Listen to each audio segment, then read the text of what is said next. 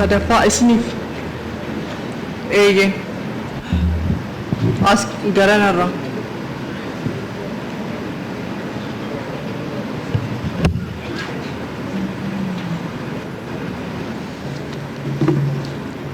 tokko isiniif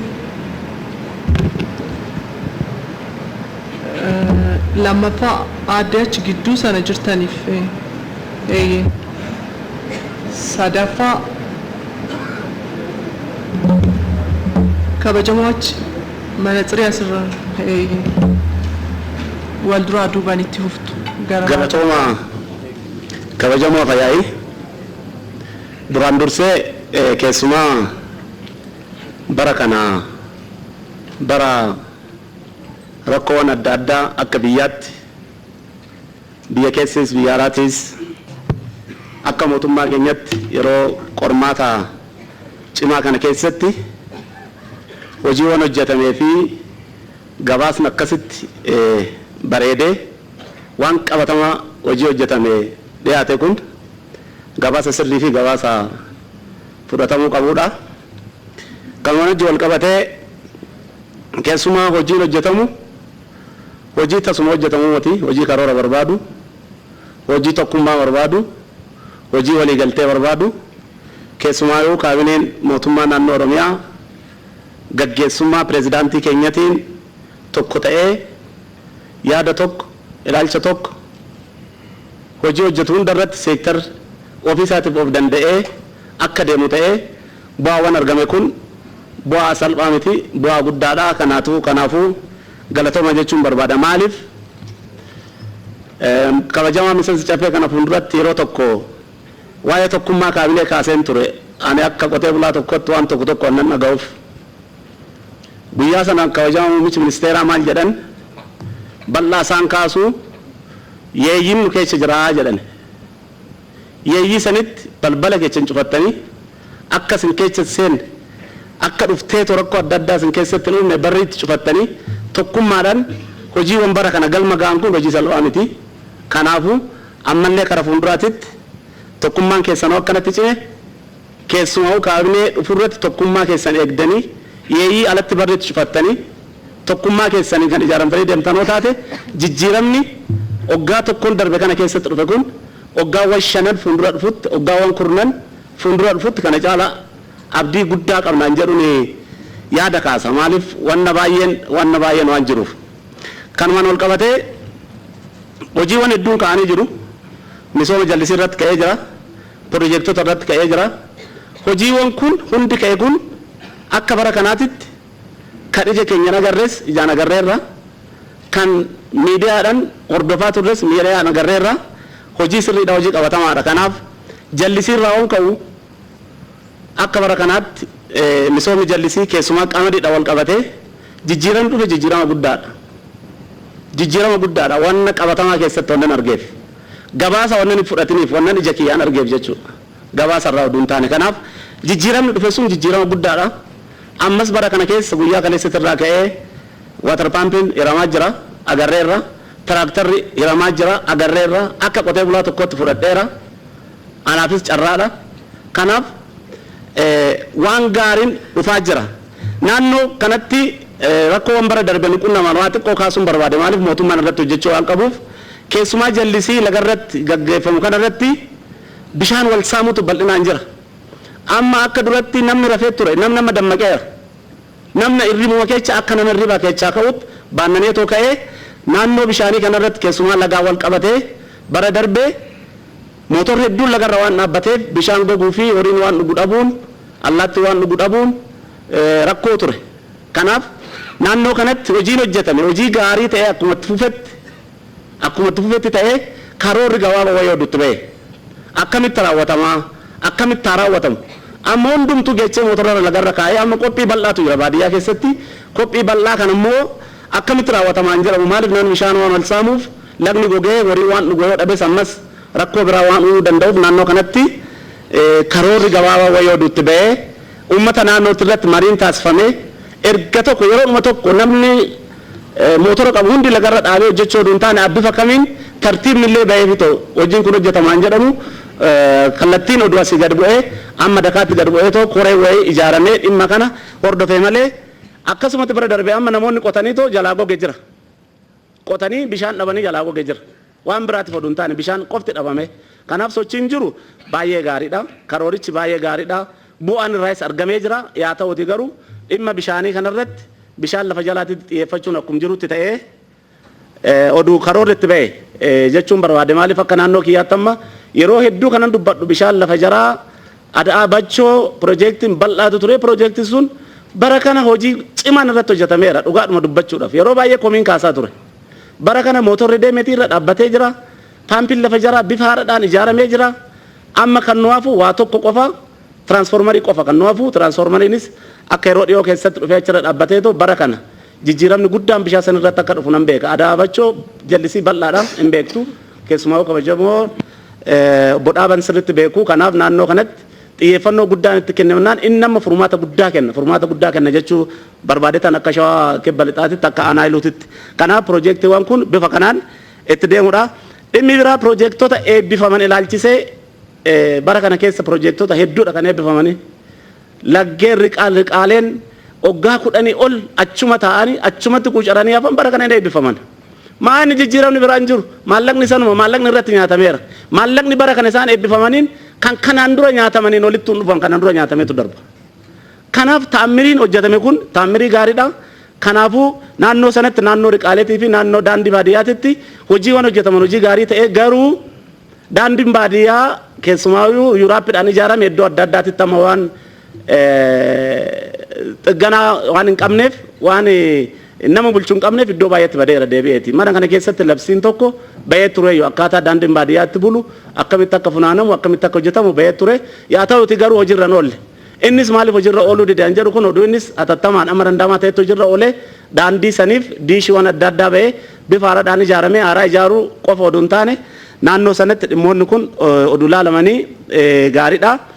Barnoota ilaalchiseetis keessumaa naannoo qulqullina barnootatti akkuma jedhame garaagarummaan baay'eetu jira. Ammas hin hafa keessumaayyuu hin hafaa naannoo qulqullina barnootatti sirriitti xiyyeeffannoo guddaan oduutti kenname keessumaa sadarkaa gadaanuu irratti ammallee iddoo tokko tokkotti barsiisota keenya ciccimsanii leenjisanii jabeessanii oduutti deemanii gaariidha kan jedhu ni qaba. Dhimmi biraa ijaarsa seeraan alaatti naannoo ijaarsa seeraan alaatti naannoo magaalaatti kan baay'atu magaala gurguddaa ijaarsa seeraan alaa kan ijaarsisu eenyuun maandisuma achi keessa jiru koreedhuma kantiibaa jala jiru nama biraatii miti. Iddoo sana geechee kan itti agarsiisu iddoo daandii hambisanii maal godhanii ijaaran isaan ammallee xiyyeeffannoo guddaan naannoo sanitti kennamuu qaba. Nama ijaarsa seeraan alaa har'a ijaareef jiraata waggaa 10 godheet bishaanii fi ibsaan akka galuuf taasisa. Kan eenyuun nan taasisu achuma jira. Achuma keessa jira. Ana dhiifa manaa godhaati warri naannoo magaalaa jiran warri ijaarsa seeraan alaa ijaarsan san kun xannachi tokko kan mootummaa keenyatti ta'aa jiru isaan akka mootummaan kan cuun barbaadan. Mootummaan hojii miilan lafa qabate echaa fiddeedhee waan tokko waan of harkatti qabuuf. Echaa fiddeedhee waan of harkatti qabuuf. Baadiyyaarraa magaalatti namanii warri keessumaa warri kaabinee turan duratti. Kaabinee turanii hin hidhama ji'a takka ji'a lama hidhama saniin booda hin ba'a. Maallaqa saniin makiinaa manaa bitateet makiinaa Raavaafooriin V8 kan oofu har'a isaan. Har'a isaan xoofaa jira. Nama biraatiin wanti kan oofaa jiru.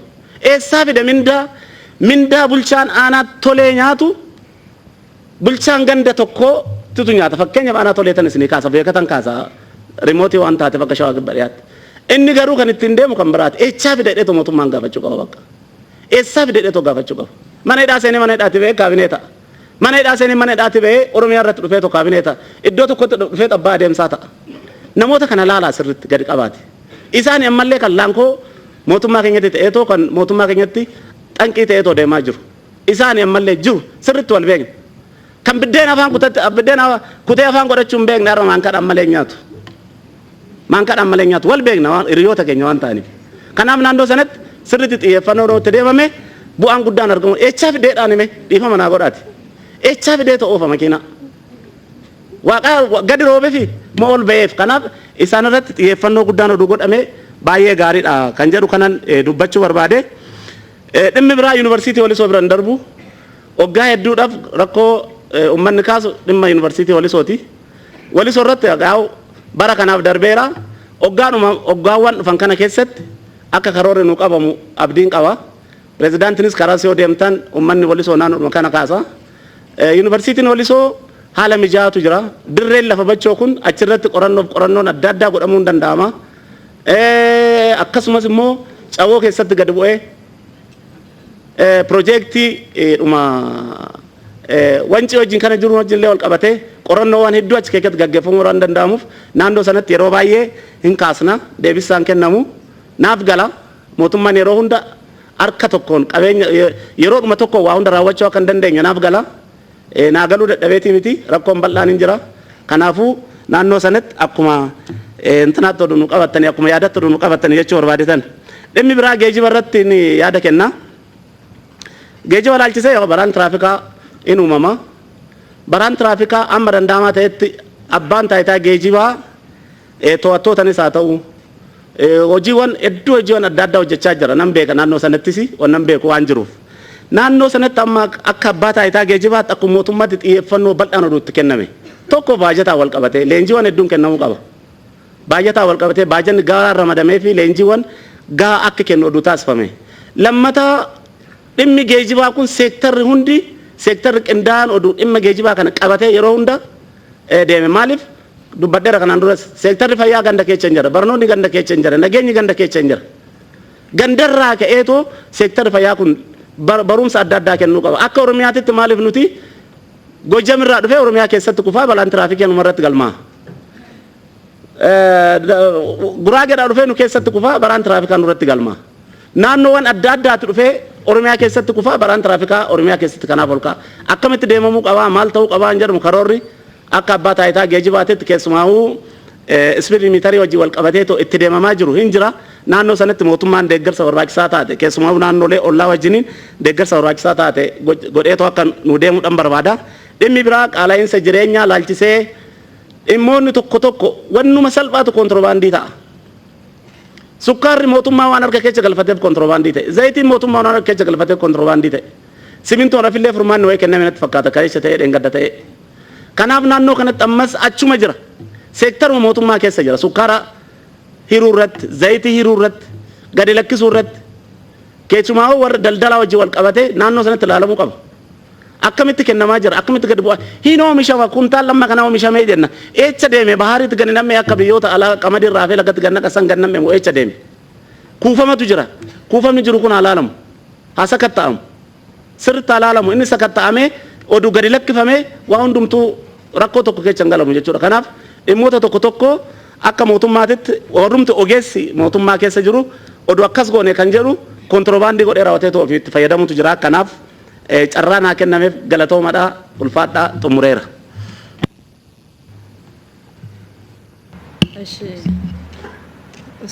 Isinii miti kan caallee addarraa qabu. Eeyyee. Galatoomaa kabajamoo fi yaa'ii. Tolee, ana na fakkaatte. Tolee galatoomaa jedha. Akkuma reef ka'e gabaasni akkaataan itti qophaa'ee fi dhiyaatellee karaa gaarii ta'een kan jedhu kana qaba. Karaa gabaabinaa fi ifittoomina qabuun hojiiwwan lafarratti hojjetamaa turetu dhiyaate waan ta'eef galata qabdu kan jedhu kana qaba. Keessattuu akka mootummaa keenyatti bara kana keessatti hojiilee gurguddaa baay'eedha kan hojjetamanii jiranii hojiiwwan osoo hin galateeffamne biran dabarreedha jechaadha. Fakkeenyuma godina kiyya yoo fudhee kaase hojii jallisiin hojjechuu wajjin wal qabatee hojii qonna irratti hojii gaggaarii ta'e baay'ee muuxannoo ta'uu danda'an hojjetameera. Isa kana immoo teeknooloojii mootummaan dhiheessuudhaan sanyii filatamaa dhiheessuudhaan akkaataa jallisii uummanni keenya itti fayyadamuu danda'u irratti hojii guddaan hojjetameera waan ta'eef kuni waan gaariidha waan jajjabaachuu qabu jedheeti kan kaasu. Kanaaf jijjiiramatu jira dhimmi jedhu sun qabatamaan akka jijjiiramni naannoon keenya jijjiiramarra jirtu kan nutti agarsiisu waan ta'eef kun fuulduraaf illee cimee itti fufuutu irra jiraataa kan jedhu qaba. Keessattuu piroojeektoota wajjin illee wal qabatee piroojeektoota baalee piroojeektii qabdi jedhamee yaadamuuf rakkoo ture jechaadha. Kanaaf bara kana keessatti kabajamaa muummichi ministeeraa keenyallee galata guddaa qabu. Pireezidaantiin keenyas galata guddaa qabu. Akka baaleetti daandiiwwan babal'aa ta'e magaalaa Roobee keessatti daandii asfaaltii hojjetameera. Kan birillee kan kennamee amma hojiin itti eegalamee jiru jira. Kan xumuramee piroojeektiiwwan baay'een xumuramanii jallisii wajjinillee wal qabatee kan tajaajila kennuuf itti deemamaa jiran jiru jechaadha. Hojiin jijjiirama qabu hojii gaariin ta'e baay'een hojjetamanii jiru waan ta'eef dhimmoonni kunniin sirriitti fuulduraaf illee cimanii itti fufuu irra jiraata. Waan gaariin hojjetameera galata qabdu kan jedhu kan kaasuu barbaadeeti jechaadha. Haa ta'u dhimma piroojeektii wajjin kan kaasu keessattuu daandii asfaaltii Baalee kan Baalee Roobee Agaarfaa Gaasaraa fi Gindhiir komii uummataa bal'aa ta'eera. Mootummaan keenya jijjiiramaa piroojeektoota achi as jalqabaman baay'een xumurameera. Piroojeektiin kun garuu yeroo jalqaba nuti filannoodhaaf mana marii kana filatamnee jirurraa jalqabe akkasumatti jira jechaadha. Uummanni amma maal nu fayyadayyuu bakka akka utuu jiraata kan jedhu kana kaasan. Kanaaf isa kan xumuruu keessatti maaltu yaaddamaa kan jedhu kun komii uummata bal'aa keessattuu gara gadi aanu kana irratti komii bal'aa ta'ee ka'aa jira waan ta'eef osoo naannoo kana irratti ilaallamee xumuramuu danda'e tajaajila kuma piroojeektoota kaawwanii uummata keenyaaf fayyade gaariidhaa kan jedhu kana qaba. Kan biraa naannoo fayyaatiinis wal qabatee hospitaala Goorootii wajji wal qabatee hojii gaariileen hojjetameera. Geggeessitoota keenya olaanoos bal'inaan kan itti galateeffannu jira hojii jalqabsiisuudhaafis humna namaa guutuu maal wajjin wantoonni bal'aan onni jedhan jiru. Haa ta'u garuu xumuramee akkaataa barbaadamu sanitti hojii eegalu irratti gaaffii yeroo dheeraa ta'eet ka'aa jira waan ta'eef inni sunillee wanta xiqqootu hafee isiin kun osoo xumuramuu danda'ee tajaajilaaf hospitaalli sunis banamee gaariidha kan jedhu kana qaba waan ta'eef kana karaa kanaan yoo laalle gaariidha. Kan biraa komii hojjettoota mootummaa wajjin wal qabatee keessattuu amma sadarkaa guddinaa wajjin wal qabatee yeroo baay'ee hin ka'a. Sadarkaa guddinaa haala qaala'insa jireenyaa wajjin illee wal qabatee ogeeyyii kaaniin adda maalii kan jedhu kun hojjettoota mootummaa biratti hin ka'a baay'een isaa. Kan hojjettoota mootummaa irratti sadarkaan guddinaa yeroodhaaf wanni jedhameera. Inni kunillee bara kana keessatti nuuf yaadamuu qabaa kan jedhu kan bal'inaan carraa qabda waan ta'eef isin mootummaattis dhiyaattaa jirta waan ta'eef dhimmi kun ajandaa ta'eetiin mootummaallee nuuf laalee sadarkaan guddina hojjettoota mootummaas osoo eeyyamamuu danda'ame gaariidha kan jedhu kun hin ka'a waan ta'eef karaa kanaan osoo haalli itti ilaalamuu danda'u jiraatee gaariidha kan jedhu kanan qaba. Kana madditti hojiiwwan akka gaarii filannoo keessatti karaa injifannoodhaan hojii keenya xumurree injifannoodhaan walitti deebine isa kana manni marii caffees uummanni keenya bal'aalleen hojii gurguddaa hojjetamee gammachuudhaan walitti deebineerraa kun waan gaariidha.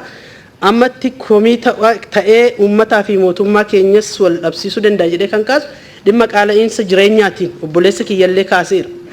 Homa xixiqqoo argachuudhaaf baay'ee rakkoo ta'eeti kan mul'achaa jiru jechaadha.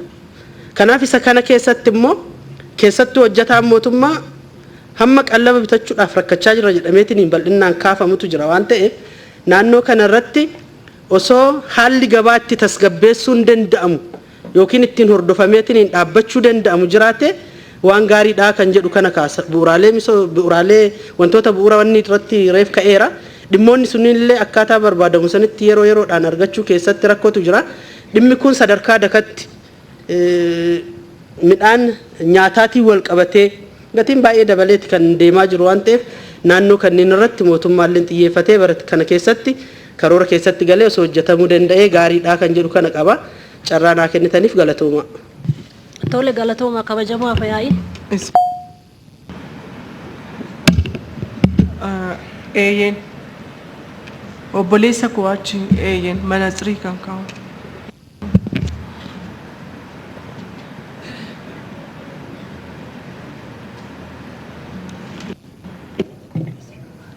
galatooma kabajamoo afyaa'i carraa naa kennitaniif gabaasa kabajamoo pirezidaantiin keenya dhiyeessan ifaaf karaa namaa hundaaf galuu danda'uun yoo ta'e iyyuu hojiiwwan bara kana keessa hojjetan akkuma gabaasa irratti ife biyya keenya keessatti hojii addaa hawaasa keenya fuulduratti kan kabaja guddaa mootummaa keenyaaf galata guddaa argamsiisee jechuun hin danda'ama. Kabajamoon ana dura kaasaniiru. Piroojeektiin waggaa dheeraa harkifatee gaaffii uummataa bal'aa kaasaa ture kan deebiitti argate.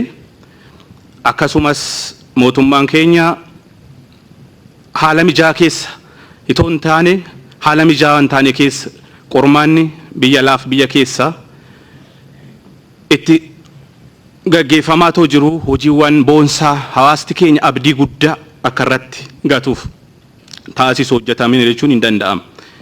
Keessumaan ani godina Shawaa Kibba Lixaa buufata filannoo Wancirraayini hawaasa sana bakka bu'ee akkuma beekamu aanaa wancii carra qabeettidha jechuun hin danda'ama.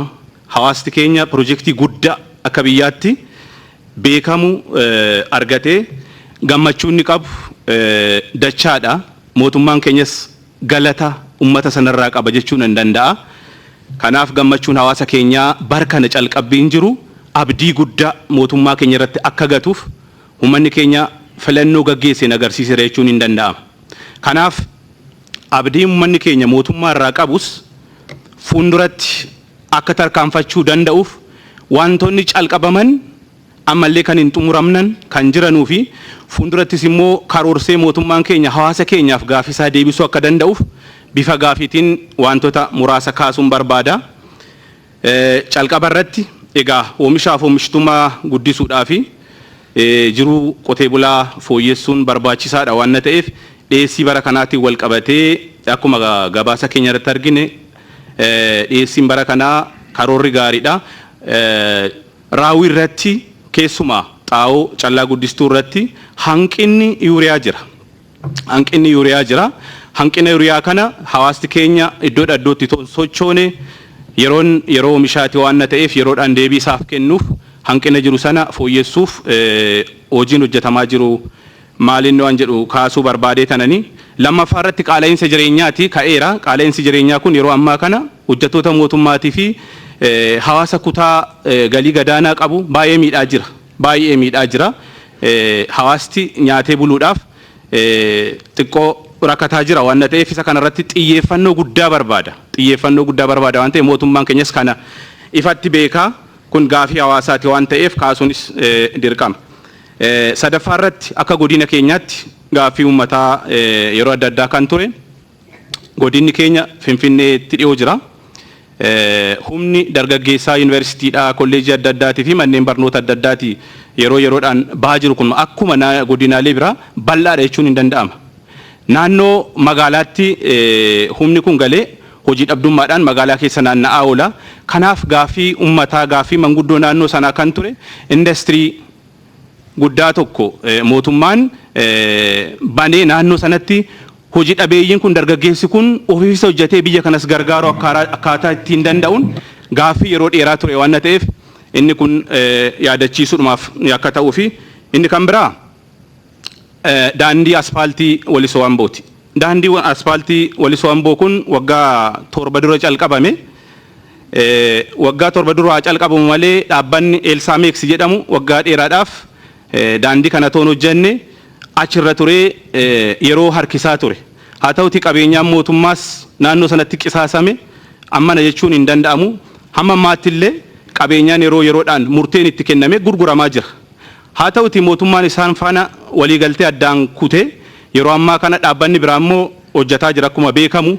Inni illee yeroo ammaa kana waggaa 2 ga'ee jira. Harkifannaa guddaatu jira. Harkifannaa guddaatu jira. Kanaaf to'annaa hordoffiin naannoo sanatti godhamaa jiru. Akka mootummaatti akka itti cimuuf kun gaafii uummataati. Maaliifin dhaabbanni isa dura tures harkisaa booda waan keessaa ba'eef hawaasnis shakkii qaba waan ta'eef naannoo kanatti xiyyeeffannaan itootti nu bal'ate nu kenname waan jedhu uummanni kaasaa jira. Ittaansuudhaan naannoo yuunivarsiitii Walisooti ka'eera. Jaallee waan dura kaasaniira. Kun yeroo 2-3 pirezidaantonni kabajamoo pirezidaantii keenya ammaa dura jiran piroomisii galaniiru hawaasa keessatti jechaadha. Uummanni gaafate yuunivarsiitiin kun of nuufaa danda'u lafa bal'aa jira manni ijaaramaa jira kanaaf of nuufaa danda'u jedhee gaafataa ture waan ta'eef ammas gaafiin kun gaafii hawaasa keenyaa mootummaa keenyatti akka dhiyaatuuf barbaadu waan ta'eef ammallee humna biyyattii keenyaa giddu galeessa godhatee mootummaan keenya yuunivarsiitiin sun akka of danda'uuf akka nuu taasisu abdii guddaa qabna. Uummannis gaafii isaa kana kaasaa jira jechuu barbaadeen dhumarratti kan kaasuu barbaade naannoo magaalaa Wolisootti daandii keessa asfaaltii hojjechuuf piroomisiin galameeti kan ture qorannoon isaas gaggeeffamee jira. Inni kun hin calqabamne amma ammaatti waan ta'eef gaaffiin kun hawaasa biraa dabalee ka'a. Sadarkaan irra jiru hawaasti kunis baruu barbaada waan ta'eef kanuma kaasuun barbaada galatooma. Hayyee gidduu kana warri carraa fudhatan tokkoffaa isin kan xaaqiyaa godhatan Eshi galatoma kabajama faya jecha godina jimma ana tro fata ammalle ana nadi gibe jedhame ra kana be kan jechu ibsun barbada isma kana wal qabsise ani motumman kenya barakana waan gurguddaadha wanti hojjete waan naga baasarran kaaminille wanti achi keessatti hojjetame jiru baay'een isaa jira nageenya wal qabsiifame baay'een isaa jechuudha wanti gurguddaan dhiyeessirraa wal qabsiifame wanti gurguddaan baay'een hojjetameera haa ta'uutii gaafiidhuma lamaan tokko kaasuudhaaf ani miseensa caffee kun kan inni kaasaa jiru waa'ee asfaaltiiti daandiirraa yoon jalqabu jechuudha bara darbees kaaseen ture daandii Abbaa Jifaar Botortoon Leeyidhaa kaasee hanga aanaa xuroo afataa keessa bahee Jimmaan galu caffeen na duraas kaasaa turan anis marsaa darbe kaaseen ture baay'ee jechuudha dhugaa dubbachuudhaaf torbii kana keessa jechuudha torbii kana keessa haati mucaa lama utuu mucaan garaadhaa taphattu wajjin qabarree turre isa kana waajjirri fayyaa ragaa naa bahu jechuudha yoo gabaasa godhameef jiraate kanaaf daandiin kun hanga yoonaatti jechuudha waan tokko hin hojjetamne rakkoo uummataa rakkoo bulchiisa gaarii ta'ee jira kanaaf inni kunis kabajamoo pirezidaantiin keenyaallee kaasanii turan jechuudha lammaa jedhaniiru nan abdadhaa piroojeektii qabamee ture hin hojjenna bara kana jedhamu karoora isaanii keessatti qabatanii turan kanaaf akka naa yaadatamu jedheetan kan kaasaa jiruufi inni lammaffaa daandii keessoo jechuudha daandii keessoo hojjetamee karaa irratti hafe yaatuu dhaayetii kaasee hanga Kamisoo Gollaatti ummata bal'aadhaa karaa fagoodhaa karaatti mana yaalaa dhaquun qabu karaatti aanaa isaatti dhaquun qabu baay'ee rakkataa jira akkasumas Xoolleeyidhaa kaasee hanga Biiftuu Badii keessa ga'ee warra Harargeedhaa qubatan jiru naannoo sanar lafti jaraa jiidhaadhaa bishaan qabaa karaatti mana yaalaa illee dhaqan qaban karaan makiinaan jiru baarrii amma galutti jechuudha magaalaa baarrii daandii otuman kana jiru achuma isa jalatti ani bara kanaaf jechuudha barnoota galatoonfachuun barbaada barnoonni waan guddaa jechuudha mana barumsaa ijoollee irratti sigiyan jedhee kaase hojjetaniiru baay'ee galatoonfatamuu qabu fayyaanis akkasuma galatoonfatamuu qabu ani daandii wantan kaaseef yan riqicha tokko yeroo darbe illee asirratti kaaseen ture hojjetaniiru yeroo darbe maal akkamitti hojjetan dildila biraarra tarkaanfatanii dhaqanii dildila yeroo darbe asirratti kaasisan hojjetan jechuudha dhaqanii kanaaf karaan ba'anii irra dhaqanu xiyyaaraan irraan qubatamu daandii adeemamee irra dhaqama boongaa kan jedhamu jechuudha hojjetaniiru maaliif riqicha biraa hojjetanii ittiin naqni kun rakkoo hammaataa ta'ee jira akkasumas wantan kaasuu inni lamaffaa ibsaadha ibsaanii yeroo darbe an kaasee ture baay'ee nan galatoonfadhaa Xoolleeyirraa kaasee hanga Dileetti hojjetameera garuu hidhameera shiboon kaa'ameera mukti dhaabateera hin hidhamne fidamee uummata argisiifamee dhiifamee deemame achirraa jechuudha muka sadiitu dhaabanii magaalaa guddoo jirti achumarra jechuudha magaalaa dur xaaliyaanii keessa hundoofte magaalaa baarrii muka sadi mitira 10 mitira 100 kan hin geenye dhiisanii deebi'an achirraa mitira jechuudha kiiloomitira mitira 100 kan hin geenye maa inni rakkoon isaa kan ani fakkeenyaaf gibeeni godina Jimmaa keessa kan inni ciise ummanni tajaajila irraa argataa jiru kaasaan tokko utuun kaffalamiin ummanni iddoo sanarraa kaafamee sirni yeroo sana keessa dhaqee qubachiifame bishaan achirratti qubateera tajaajila gahaa ummataa kennaa jiru kanaaf inni kunis achumarraan magaalaan Karrayyuu jirtii Ancabbiin jirtii irraa uleen sun akkasuma magaalaa gurguddaadha hanga Miicaatti ibsaan qabu rakkoo ammataa keessa jira ummanni ibsa akkuma kana magaalaa gudditti akkoo Raagaa Miicaa kana keessatti ibsaan naannoo sana dhaabbate jechuudha akka waan bokkaa baqatuuti akka waan bokkaa baqatu yeroo bokkaa roobeen jiru hin bada kanaaf inni kunis otuu yaada keessa nuu galfame kan jedhamu kaasuu barbaada inni dhumaa annan kaasuu barbaadu akka godina keenyaa yookiin akka aanaa keenyaatti ijoollee namni lama haala mijeessaa jedhamanii qacaramaniiru yoo mootummaan beekee jiraate ijoolleen kun hadha waggaa sadaffaadha erga qacaramanii carraan barnootaan kennamneef erga ijoolleen baasii baasanii ijoollee qabxiin isaanii gahaa ta'e jechuudha sadarkaa kollejjiitii fi sadarkaa yuunivarsiitii carraan gahuu kan hin dandeenye baasii baasanii dhaqanii kollejjii mana qabatanii ji'a lama la kaffalanii erga galanii lakkii nuna janye Oromiyaa waan jedhamuudhaan ijoolleen deebi'anii manatti galan. Hanga ammaatti ijoolleen mana barumsaa keessa dhaabataa jiran carraan barnootaa hin kennamneef kun otuu akka yaadaatti naa qabatame jechuun barbaada. Galatoomaa fuulduri keenya ifa.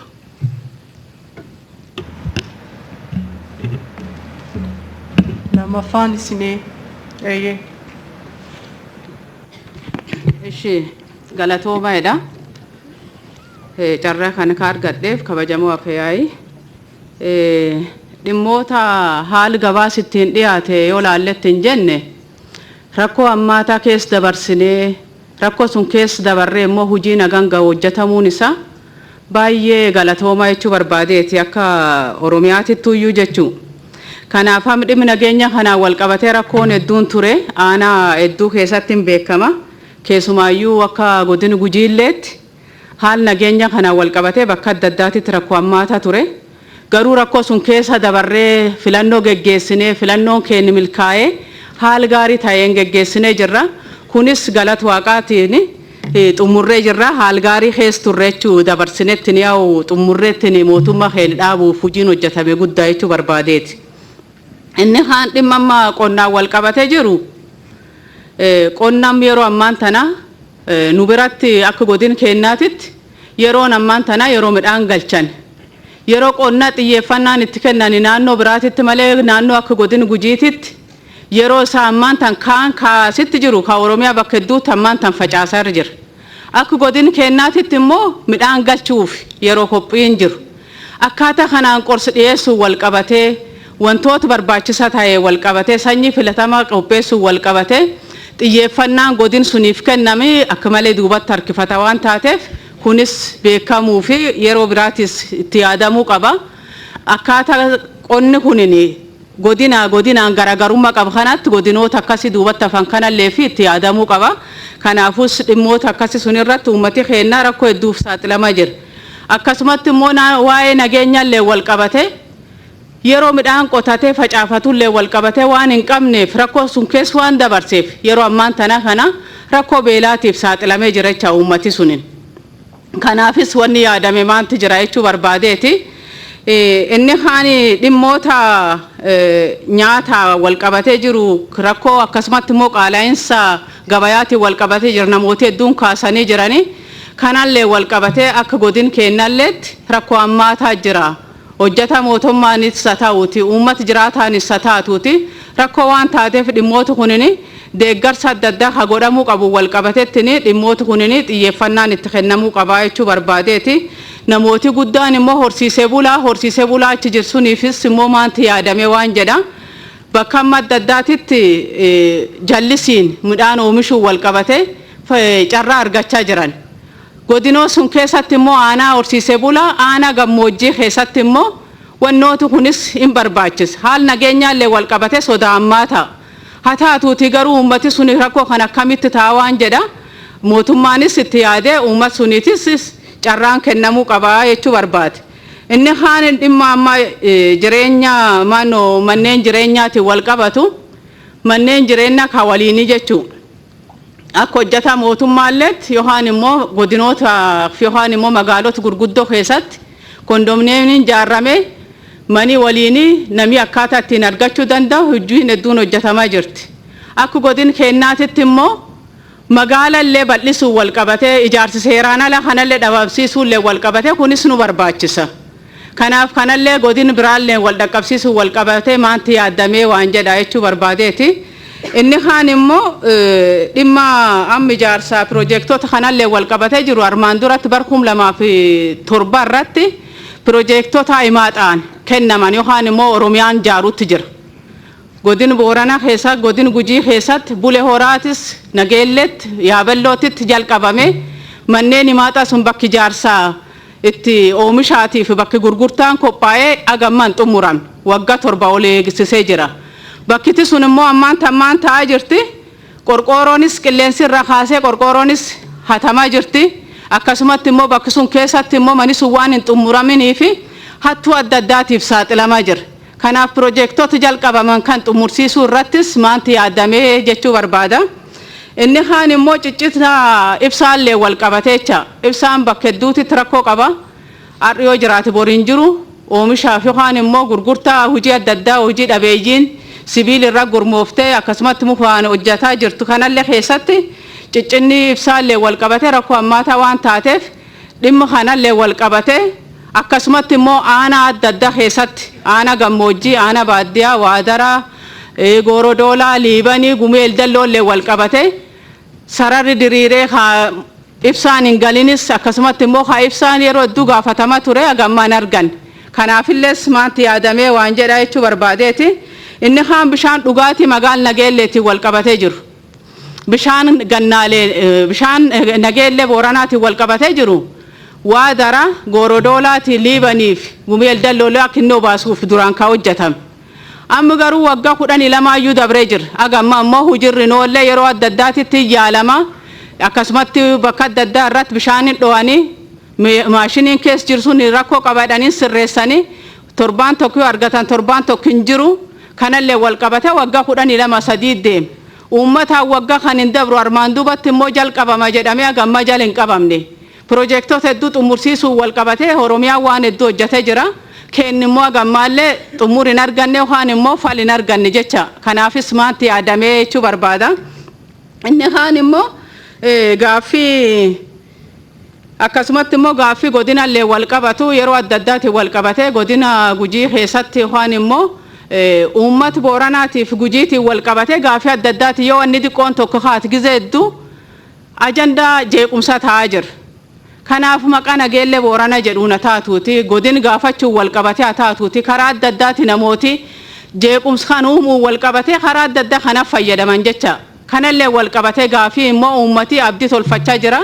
godin ba'aa Booranaati wal qabatee gaaffii gaafatama jira kanas maanti yaadamee yookaan immoo gaaffiin isaa maan akka ta'e yookaan immoo deebii argachuullee wal qabatee gaaffii gaafatan kana uummati gaaffii kanaaf deebii barbaada waan taateef kanas maanti yaadamee jechuu barbaada kaan akkuma waliigalaatittuu iyyuu rakkoo bulchiinsi gaarii kan kaan karaa adda addaatiin yeroo adda addaatiin garee irrallee mari'annee ka dabarsine wantoota sun magaalota gandoota babal'isuun wal qabatee gaaffii karaa aanaa booreelleen kaa ture caasaa achitti diriirsuullee wal qabatee gaaffiin hedduun kaatee jirti kanaafuu akka waliigalaatittuu iyyuu wanni kuninis maanti yaadamee jechuu barbaade carraa naa kennitaniif galatooma. sadaffaa kan fudhatan. Eshi galatooma kabajamoo Wafayaa'ii dhugaa dubbachuudhaaf mootummaan naannoo keenyaa qormaata kana keessa dhaabbatee wajjin hojjete otoo miidiyaan arguu baannee dhugaadha jennee kan amannu miti guddaa galatoomaa jechuun barbaada. Kanaan wal qabatee gabaasicha keessatti akkuma tuqametti dhiyeessiidhaaf waldaaleen hojii gamtaa baay'inni isaanii baay'ee dabalee jira. Baay'ee namatti tolaa dabaluuni qonnaan bulaan keenya dhiyeenyaan otoo hin dadhabiin baasiif osoo hin saaxilamiin akka itti fayyadamu gochuun baay'ee namatti tola. Dhiyeessi wal qabatee egaa bara kana xaa'oon daappiin baay'ee namatti tola bal'inaa fi yeroo isaa eeggatee kan galedha. Kabajamoon kaasaniiru yuuriyaadha. Yuuriyaan baay'een hin gallee qonnaan bulaan daappii qofaadhaan kan facaase. Ammallee jechaadha yuuriyaan hanga biraatti irra facaasuu waan danda'amuuf otoo isa kana fallitti yaadamee waan gaariidha waan jedhuun barbaada. Inni kan biraa sanyiidha. Sanyiin filatamaa bara kana keessumaa gara Shawaa Lixaa gara Ambootti galeera jechuun hin danda'amu. Boqqolloo irraa kaasee jechuudha. Kanaaf sanyiin kunis immoo murteessaadha. Oomishaaf oomishtummaa dabaluudhaaf sanyiin filatamaa murteessaa waan ta'eef boqqolloo irraa kaasee fuuluma duratti iyyuu otoo karoorfameetti yaadame dhabamaa jira sanyiin filatamaa hoo jedhame homaa waan nama wanni jedhu miti. Namoonni dhuunfaan immoo bakka tokko yeroo fidan gatiin dabalu akkasumas qonnaan bulaan fakkeenyaaf Amboorraa sanyii filatamaa boqqolloo barbaacha baakkoo yeroo deemu baasiidhaaf hin saaxilama yeroo dhuma isaallee jalaa qisaasaa jechaadha. Kanaaf inni kun otootti yaadame. Barnoota laalchisee barnoonni yeroo ammaa kana gaa akkuma beekamu COVID-19 wal qabatee haala ciccitaa ta'een kan kennamaa jiru torbanitti guyyaa 3 akkasidha. Inni kun xiqqoo baay'ee barataas burjaajessaa waan jiruuf otoo bara dhuftutti haalli mijatee guyyaa barnootaa hunda baratame isa kana otoo itti yaadame waan jedhuun barbaada. Rakkoo hammaataa akka naannoo ani dhufeetti gara Ambootti an jiru rakkoo geejjibaati. Dhugaa dubbachuudhaaf geejjibni caasaa nuti isaayyuu jiraa hoo jenne hin jiru hoo jenne homaa waan nama saalfachiisu miti. Geejjibni naannoo keenya taarifa 15 yoo taate taarifa 50 kan fe'amu to'attootaa fi abbaan qabeenyaa walii galaniiru. Sirriitti walii galaniiru. Uummataan dabalu abbaa qabee to'attootaaf kan dabalamu an kaffalamu abbaa qabeenyaa uummata maamiltootatti kan dabalu to'attoota naannoo keenyaatiif uqubii kaffalama walitti qabamee jechaadha. Kanaaf isa kana yoo maal ta'e furmaata argata. Fakkeenyaaf waraqaan bahinsaa hanarraa kaleessa kennama. Amboorraa yoo ka'u giinciirraa fudhata. Giinciidha yoo jedha innaa deemu guyyaa fi sa'aatii guuttata. Yoo barbaade hoolotarraa fudhata. Guyyaa fi sa'aatii jechaadha kan guutamu. Akkasumas immoo halkan baanii mannaaraadhaan ala baanii giinciirraan fudhatama, hoolotarraa hin fudhatama, wolonkomiirraan fudhatama. Inni kun akkamiin hafuu danda'a? Namoonni kana biizinasii hojjetan jiru daldaalan jechaadha. Inni kun akkamittiin hafuu danda'a? Rakkoon guddaan immoo iddoon jiru iddoo geejjibaati. Isa kana mootummaan otoo ittiin xiyyeeffate waan jedhudha. Inni kan biraa karoora imala badhaadhinaa waggaa 10 kaleessa barnoonni nu kennameera yookaan immoo ibsi kennameera. Baay'ee kan nama gammachiisu kan namatti toludha. Qonnaan bulaan keenya kanaan dura kan hojjetaan misooma hundaa gorsaa ture oomishaa fi oomishtummaa dabaluudha. Amma dabalame immoo qulqullinaan qonnaan bulaan keenya oomishee odeeffannoo gabaa illee akka argatu wanti karoorfame kun gaariidha. Kanaan dura qonnaan bulaan maal jechaa jira? Qottuu fi mortuun hin guddattoodha. Sababiin inni kana jedheefis maal inni buna oomishu, inni xaafii oomishu, inni qamadii oomishu achuma kanuma oomishaa jira. Garuu irraa kan bitee daldaalu abbaa konkolaataa abbaa gamoo ta'ee jira. Kana laaleeti egaa qonnaan bulaan keenya kan akka jechaa jiru inni kun akka akkas hin taane akkatuma karoorfameen inni kun qonnaan bulaa bira ga'ee qonnaan bulaan keenya hubatee odeeffannoo gabaa bal'aa argatee bakka gabaa gaarii ta'etti ofiisaatiin gurgurata taanaan baay'ee kan namatti toludha.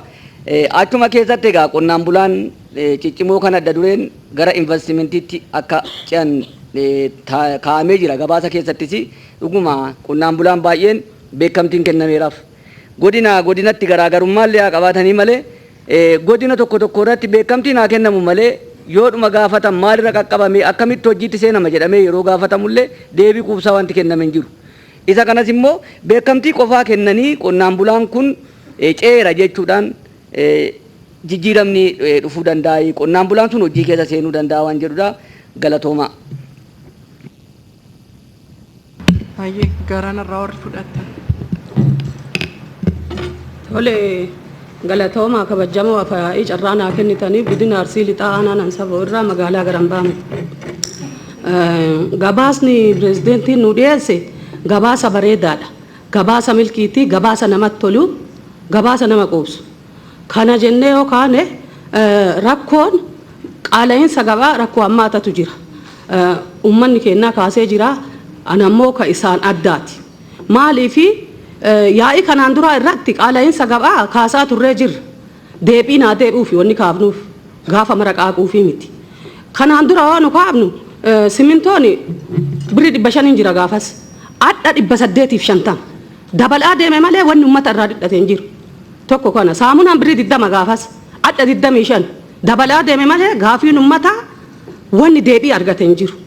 Wanni kaasuu barbaadeef kabajamoon kunniinuu kaaseera rakkoo hammaata. Rakkoo aganaman jedhamne. Dhimmi qaala'insa gabaa jiraachoo dhabu. Dhimma xiqqaa miti. Uffata daa'ima ofii bitatanii danda'an jiran. Keessattuu hojjatee bulaan hojjattoonni rakkataa jirti. Maaliif haati takka zambiilii takka birrii 5,000 qabattee gabaa hodhatte bitattee galaan jirtu. Miidhamaa jira hojjataan mootummaa keessattuu. Barsiisonni miidhamaa jirti. Rakkataa jirti ta lammii boruu daa'imman ta'e ija nuu qartu rakkataa jirti miidhamaa jirti. Kanaaf qaala'insi gabaa kuni uduu akka baacootitti laallamuu baate sirriitti gadi qabamee laallame. Namni burjaajaa jira qaala'insa gabaa kanarratti hiyyoomataa jira. Ka qabullee akkamiin nyaata kun qooqa jira. Kanaaf rakkoo ammaataadha dhimmi kun uduu gadi qabamee ilaalamee jechuu barbaadeeti. Kabraa ammoo borojjeetti irratti borojjeetti aanaan saboo magaalaa warqaa hospitaala guddaan nuu kennameera. Kanaan dura mootummaan haa galatoomuu kennameera. Inni waggaa 15 lakkoofsise. Hujameen xumurame. Kontiraateriin kanaan dura fudhate adda kute kabiraatitti barana kennamee jira. Sunillee fooyyee guddaan hin jiru. Hospitaalli sun nu'uu miti warra kibbaa ollaa kennaa ka tajaajiluu danda'u. Hospitaala guddaadha. Rakkoodha innillee karama kanaa oduu laallame. Kan biraa ammoo buufata fayyaa magaalaa Garambaamoo irratti ijaaramee jalqabamee gara waggaa 8 achi ta'a. Feerroon qofti dhaabatee gaafanneerra kanaan dura deebiin sun falan argamne rakkoo ammaataadha. Isallee karaa kanaan oduu laallame. Kabraa ammoo barnoota irratti ijoolleen dippiloomaa barattee siyoosii milkooftee luftee keessaa garii qooda qaxareera mootummaan sirriidha rakkoo baajataa ta'uu danda'a. Ijoolleen sun abdii kuttee jirti. Rakkoo barsiisotaa qabnaa hanqina barsiisotaa qabnaa jedhaa irra taaniif ijoolleen sun karaa irratti haftee jirti. Siyoosii milkooftee teetti. Isa sanii mootummaan maal yaadaara? Qacarrii isiitiif maal yaadaara? Sadii arfaffaa ammoo kabira akka godina Arsii lixaa aanaan saboo magaalaa Garambaamoo baadiyyaa magaalaatti namtolcheen harannaa kokkossaa jedhamtu dhaabbata miti mootummaatiin dhaabattee jirti. Biqiltuun sun biqiltuu guddaadha. Uummanni ganda sanii beenyaaf hin kafalamneef irraa buqqa'ee jira. Dargaggoon keenya waldaan itti ijaaramnee akkas heerriniif seerri jedhutti kadulloome murree waldaan itti ijaaramnee kaan hin dhaabne ishaaraa magariisa irratti dhaabnaa cinaa ammoo mana barnootaa irratti ijaaranna jedhaa jira. Isa kana oliyyannoon isin bira as dhufee jira. Deebiin argan abbaa wagganamuun hin dhabame. Xiqqaatu makiinaa 200 ka ta'u wallaaluu baadhe gara dabuubii kanaa dhufanii muranii deemameera. Waliigalteen tokko hin jiru. Gandatu kenne lafa san. Ganda saniif aanaa saniif sheeriin kafalame hin jiru. Kanaaf uummanni ganda Garambaamoo ka baadiyyaatiif ka magaalaa biqiltuu harannaa kokkossaa jedhamtu san irratti baay'ee miidhamaa jira rakkataa jira. Biqiltuun sunillee bu'aa malee karaa malee kun dulloomee jigee miidhamaa jira namallee. Kaan ammoo ishaaraa magariisaa irratti dhaabanna jedhaara uummanni ka dulloome kaasee. Kaan ammoo mana barumsaa irratti ijaaranna jedhaa jira. Gaafii yoo as gaafataani federaala jedhan federaalli hin beeknu jedhan miti mootummaan dhaabamte. Kanaaf kaasaanii uummata achirraa buqqa'eellee kafalamee hin jiru. Kanaaf isallee karama kana oduu laaltan jechuu barbaadeeti. Kabira aanaa kokkossaa irratti ibsaan magaalaa gaaxaa irratti ijoolleen haga ammaa kurraaziin barataa jirti ijjisii ijaame magaalaa guddataa jirtu magaalaa fiigaa jirtu ibsaan qabdu rakkoo irra jiran magaalaa gaaxaa irratti. Kan biraa ammoo daandii kokkossaa haga haamatoniifuu sukkuumatu itti Oromoon haga ispaaltii hojjetaniifuu ispaaltii gaafataniiranii suphaan isaa ka manca'e ka ompilaansiin deettuu karaa san deddeebisuu hin dandeenye achi manca'ee hafeera. Isa kanallee karaa kanaan oduu laallame jechuu barbaadeeti. Kabira ammoo wanni jechuu barbaade mootummaan keenya haa galatamu daandii ispaaltii nuu kennanii jiranii daandii ispaaltii arganne kana kanaan durallee kaafnee jirra waan nutti toleef waan itti gammanneef wanni hojjame tokko wanni nama gammachiise deebii waan qabuuf waan jajjabeeffamuuf illee. Kanaaf daandii ispaaltii eddoo magaalaa warqaa jedhamu kontiraaterii Alamaayyoo Katamaatiin argannee hojjetaa jira. Daandii san kontiraateriin Alamaayyoo Katamaa waggaa 5 fudhate. Amma waggaa 3tti nuu xumuraa jira. Abdii irraa qabnalre. Waggaa dhufu akka uummanni keenya ispaaltii irra deemu. Xumura irra ga'ee jira. Ani wanni jechuu barbaade dhumarra kontiraaterii akka Alamaayyoo Katamaa Oromoo keessaa bahee Oromiyaa misoomsu kontiraateriin akka isaa sun laallamee ka waggaa 5 fudhatee 3tti fixu akka komiin uummataan baay'anne maaf hin kennamne namni akka isaa kun baay'ee nu boonsa jechuu barbaadeeti galatooma.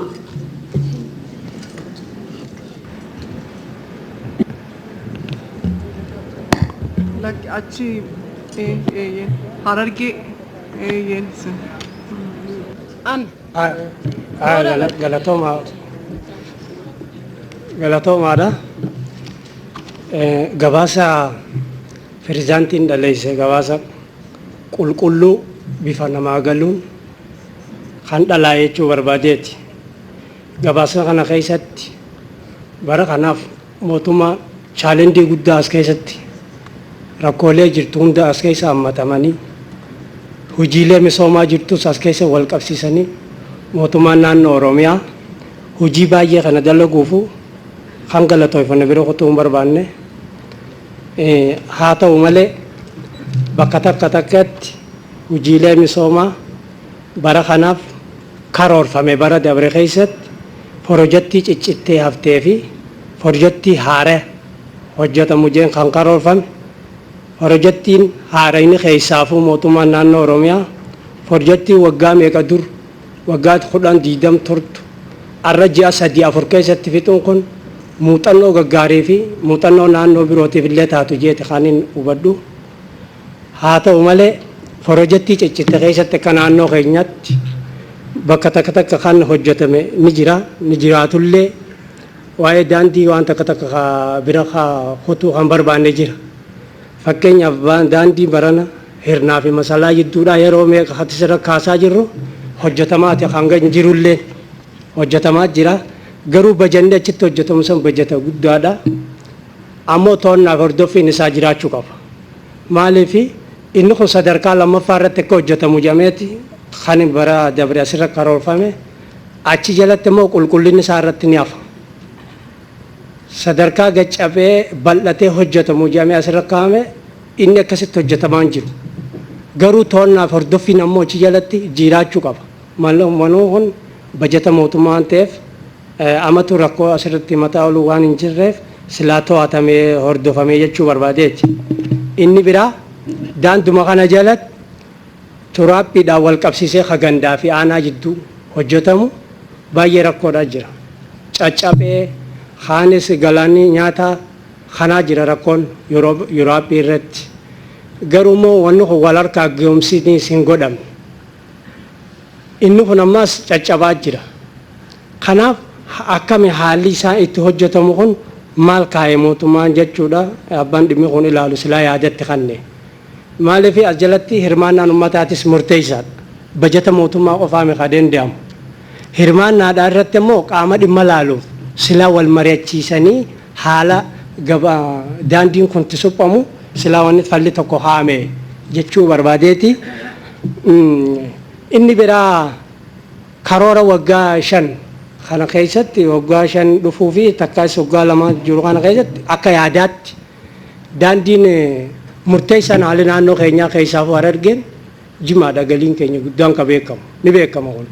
Haa ta'u immoo naannoo Harargee baa fi lixaa jidduutti silaa ispaartiin tokko kajalame afaan gadii san irratti maaliif karaa hirnarraa ka'ee jala sanirra masalaan karaa dabru karaa Harargee baatiin harawaa caanqabee dadariin qobboon koolii dhufu ispaartiin tokko silaa nuu qabame. Maaliif gabaa guddaan achi jalatti warri naannoo sanii lafti teenya waan nuti qabnu lafti teenya daandii haraadha. Maaliif jimaa achirraa qabna horii achirratti gabbifnee gurguranna silaa karaan san fuula duraafillee keessa nuu galee ispaartiin hajuu jechuu barbaadeeti. Inni biraa waa'ee barataa asirratti illee yaanni tokko tokko kaa'ee jira. Barnoota ijoollee kutaa 10 amma dura fixxee lafa jirtu fa'aa jira amma duraaf yeroo waggaa 2 kana duratti kutaa 10 ijoolleen fixxee lafa ni jiru. Silaa barnootni baalaa ta'uun aanaarraa sun cime. Maaliif bajanni isaa qabamee fi barnoonni akkasii san cimuun maaliif ijoolleen san hojii uummatti hojii dhuunfaa fi uummachuu danda'a. Baalaa ta'uun murteessaadha. Ijoolleen daandii irra jirtu ta'a silaa kutaa 10 fixxee amma dura osoo waggaa 2 kana 12tti amma citoo osoo hin ta'in san dura fixxee lafa jirtu tun baalaa ta'uun murteessaadha. Achi dabbajanni gahaan qabamee fi barattee ijoolleen sun hojii dhuunfaallee silaa akka uummattu ni danda'ama. Kunis silaa yaaddoo keessa yaada keessa galee kan barbaadeeti. Waa'ee bishaan piroojeektii ciccittee irra bishaan tokko aanaa keenya irra qabamee jira ka waggaa 7-8 naanneessa jira. Garuu abbaan qabeenyaa kontiraaticha san fudhate hangammaan raawwanne. Amma piroojeektii naannoo biroo hundi eebbifamte keenya irratti hin eebbifamne. Tokko kan qabu kan Oromiyaati daandiin san bishaan kun bishaan gollee akka jennu kun taraa lama sadii asirra kaafnaa jirra. Garuu waggaa 7 fixe. Arramoo itti jira ogeessan to'annaa hordoffiin isaa hanqinaa jira achi jalatti. Silaa to'annaa hordoffiin isaa kun jiraatee piroojeektiin tokkichaan san akka ta'ee eebbifame. Haju jechuu barbaadeeti osoo sirraa jechuu barbaadeeti. Inni biraa waa'ee haala rakkoo haala jireenya amma rakkoo irra deebitu iddoosaa kan bishaanichaa iddoosaa. Aanaa shanan dhuggoo bakka gollee ajamtu irratti marsaa 4 amata 7 geemma. Wanni kun eebbifamne abbaan piroojeektii fudhatu kun harma deddeemalee hin dalagameen dhumatu. Kun silaa laalame haju san barbaadeeti. Inni biraa haara rakkootii wal qabsiisee amma qonnaan bulaa keenya keessa bara dabre keessa bahar argee keessatti qoroomni ni godde. Haala roobni itti guddate irratti wabii midhaan nyaataatiif rakkoo jira. Amma yeroo ji'a gabaabaa kana keessatti qaamni dhimmi laalu silaa waan kana laalee adda baasee bakka bakka rakkoo waan jirtuuf rakkoo baay'ee jira. Uummanni rakkoo qaba. Midhaan nyaataatiinis rakkoonni waan jiruuf silaa dhaqqabee adda laalame silaa qaamni dhimmi laalu adda baasee jechuu barbaadeeti. Inni biraa waa'ee asuma jalatti mana jireenya barsiisaa amma dura illee kaasee jira. Amma dura bakka lama ta'e barsiisaan cinaan tokko harkate cinaan tokko mana jireenyaa hin harkanne. Isa kana wal qixxeessuuf falli kaa'ame maali? Falli kaa'ame maali ka jechuu barbaadeeti galatoomaaf jedhamu. Kabajamoo achi teessaniif isinii kenne inni istani kabajamoo obbo Caalii dudduuba kan jirtan. Isin yoo dhiistan itti fufu. Galatooma. Galatooma kabajamoo afyaa'ii carraa naa kennuu keessaniifi.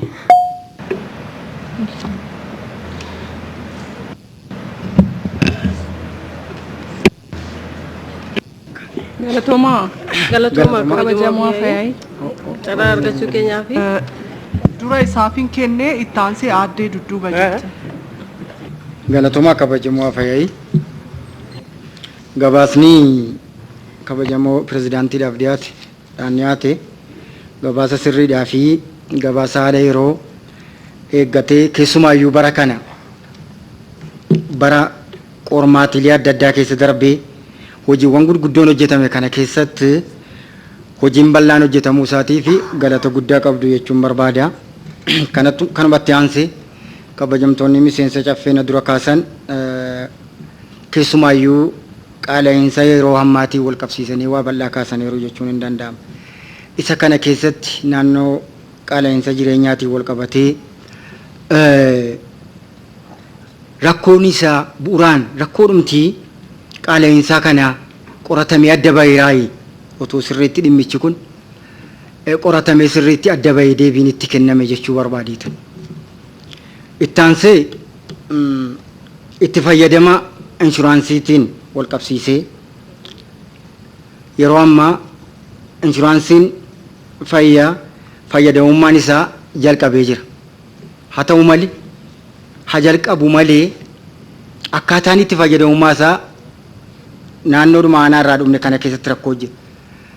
Kanaaf dhiyeessii qorichaatiin wal qabsiisee yeroo inshuraansii fayyaa qabatee uummanni gara sanatti adeemu dhaabbilee biraatti dhaabbilee dhuunfaatti faarmaasiitti argama waan ta'eef dhimmichi kun qoratamee haalli itti fayyadamu inshuraansii fayyaa kun otoo sirriitti lafa qabatee hojiirra oolee jechuu barbaadeetan naannoo kanatti otoo ibsitti kenname. Akkasumas dhaabbilee dhuma fayyaa sanaan wal qabsiifame akkuma beekamu aanaan irraa dhufe godina Jimmaa aanaa Umoo Beeyyam jedhama. Aanaan kun jijjiirama kanaa wajjin dhalatte. Kanaaf ummata abbaa warraa gara 120 qabdi. Aanaa kana keessa hospitaala barbaachisa. Baruma karoora ammatti adeemu kana keessatti fayyadamummaa uummataa mirkaneessuudhaaf mootummaan keenya mootummaan jijjiiramaa iddoo guddaa qabatee jira. Isa kanaaf otoo itti yaadame jechuu barbaadeetan. Kan biraa albuuda naannoo keenyaatiin wal qabatee naannoo albuudaatti keessumaayyuu caffeen kun akkaataa itti fayyadama albuudaa irratti irra deddeebi'ee labsiisaa fooyyessaa ture. Labsii kanaan wal qabsiisee akkaataan naannoon keenya albuuda bal'aa qabduun wal qabateeti albuuda kana akkaataan itti fayyadamummaa carraa hojii uumuudhaaf hojiin bal'aan hojjetamuudhaaf wanti jalqabee jira. Sirriitti turanni carraa hojiitiin wal qabatee dargaggoota naannoo keenyaa itti fayyadamu keessatti hojiin hojjetamaa jiru naannoo kanatti ibsitti kenname jechuu barbaadeetan. Kan biraa ibsaadhaan wal qabatee naannoo ibsaatti aanuma namarraa dhufe akkuma nama kaase aanaan kun jijjiirama kanaa wajjin illee yoo dhalatte yeroodhuma aanaa humna addaatiin adda baatu pooliin tokko yookiin mukti tokko dhaabatee jiru aanatti keessa aanattiin akkuma sila duraan kaase abbaa warraa 120 ol qabdii ibsaan tokko keessa hin jiru amma yeroo ammaas akkaataan inni tajaajila uummataa kennamu naannoo sana irratti jenereetiraan giddu galeessa aanaallee amma yoo wanaa mukti tokko yoo socho'uun jiraatellee hanga waggaa 5 kana hin jiru. Kanaaf naannoo ibsaa kanaafi waliin gahinsa ibsaa kanaaf xiyyeeffannoon itti kennamee hojjetamaa jiru maal fakkaataa jechuu barbaadeetan galatoomaa fixeen jiran. Galatoomaa kabajamoo fi yaa'ii carraa kan argachuu kootii fi gabaasa mootummaan naannoo Oromiyaa dhiyeesse irra deebi'uu barbaadu wanti caffee mana keessaa kaa'e hundayyuu nan qoodadha. Qaala'insa jireenyaa irratti baay'een ka'eera garuu ani waa tokko kaasuu barbaada achirratti yeroo ammaa hojjetaa mootummaas haa ta'u dafqaa bulaan qotee bulaan ta'e uummanni mara yerootti jireenya dadhabee jirudha. Dhugaa dubbachuuf taanaan jechuudha. Sababni isaa akka godina keenyaattis haa ta'u giddu gala lixa Oromiyaa dabalatee rakkoo midhaan nyaataa jallisiidhaan qamadiin oomishamaa maal ta'a hojii guddaan hojjetamaa jira. Sadarkaa Oromiyaatti hojiin hin hojjetamne miti hojii guddaas hojjetamaa jira. Kan baala qamadiin beekne baala qamadii yeroo beekutti namni hagabu bulaa jira. Kanaaf akka caffee kabajamaan caffee jalqaba irratti kaasan inni kaan qabeenya irra darbee yeroo harka isaatiin buddeen kutatee nyaachuu dhiisee maankaatiin nyaatutti kan immoo waan nyaatu abee marrimmaan isaa baratee buluu jira qabatamaatiin jira waan ta'eef kun jechuudha. Kan kaleessa daakuu mootummaan uummataaf dhiyeessu daakuun daabboo har'a hin jiru suuqirra. Akka aanaa kootti akka godina keenyaatti toote manni daabboo cufameera duratti hiyyeessi gatii giddu galeessaatiin bitatee haa nyaatamu jedhee daabboo birri 2 yeroo rakkatan bitatee buluu danda'utti har'a garuu hin jiru. Sababni isaa daakuunis hin jiru. Dhiyeessiin daakuu hin jiru. Qamadiin jira eenyuuf dhiyaata.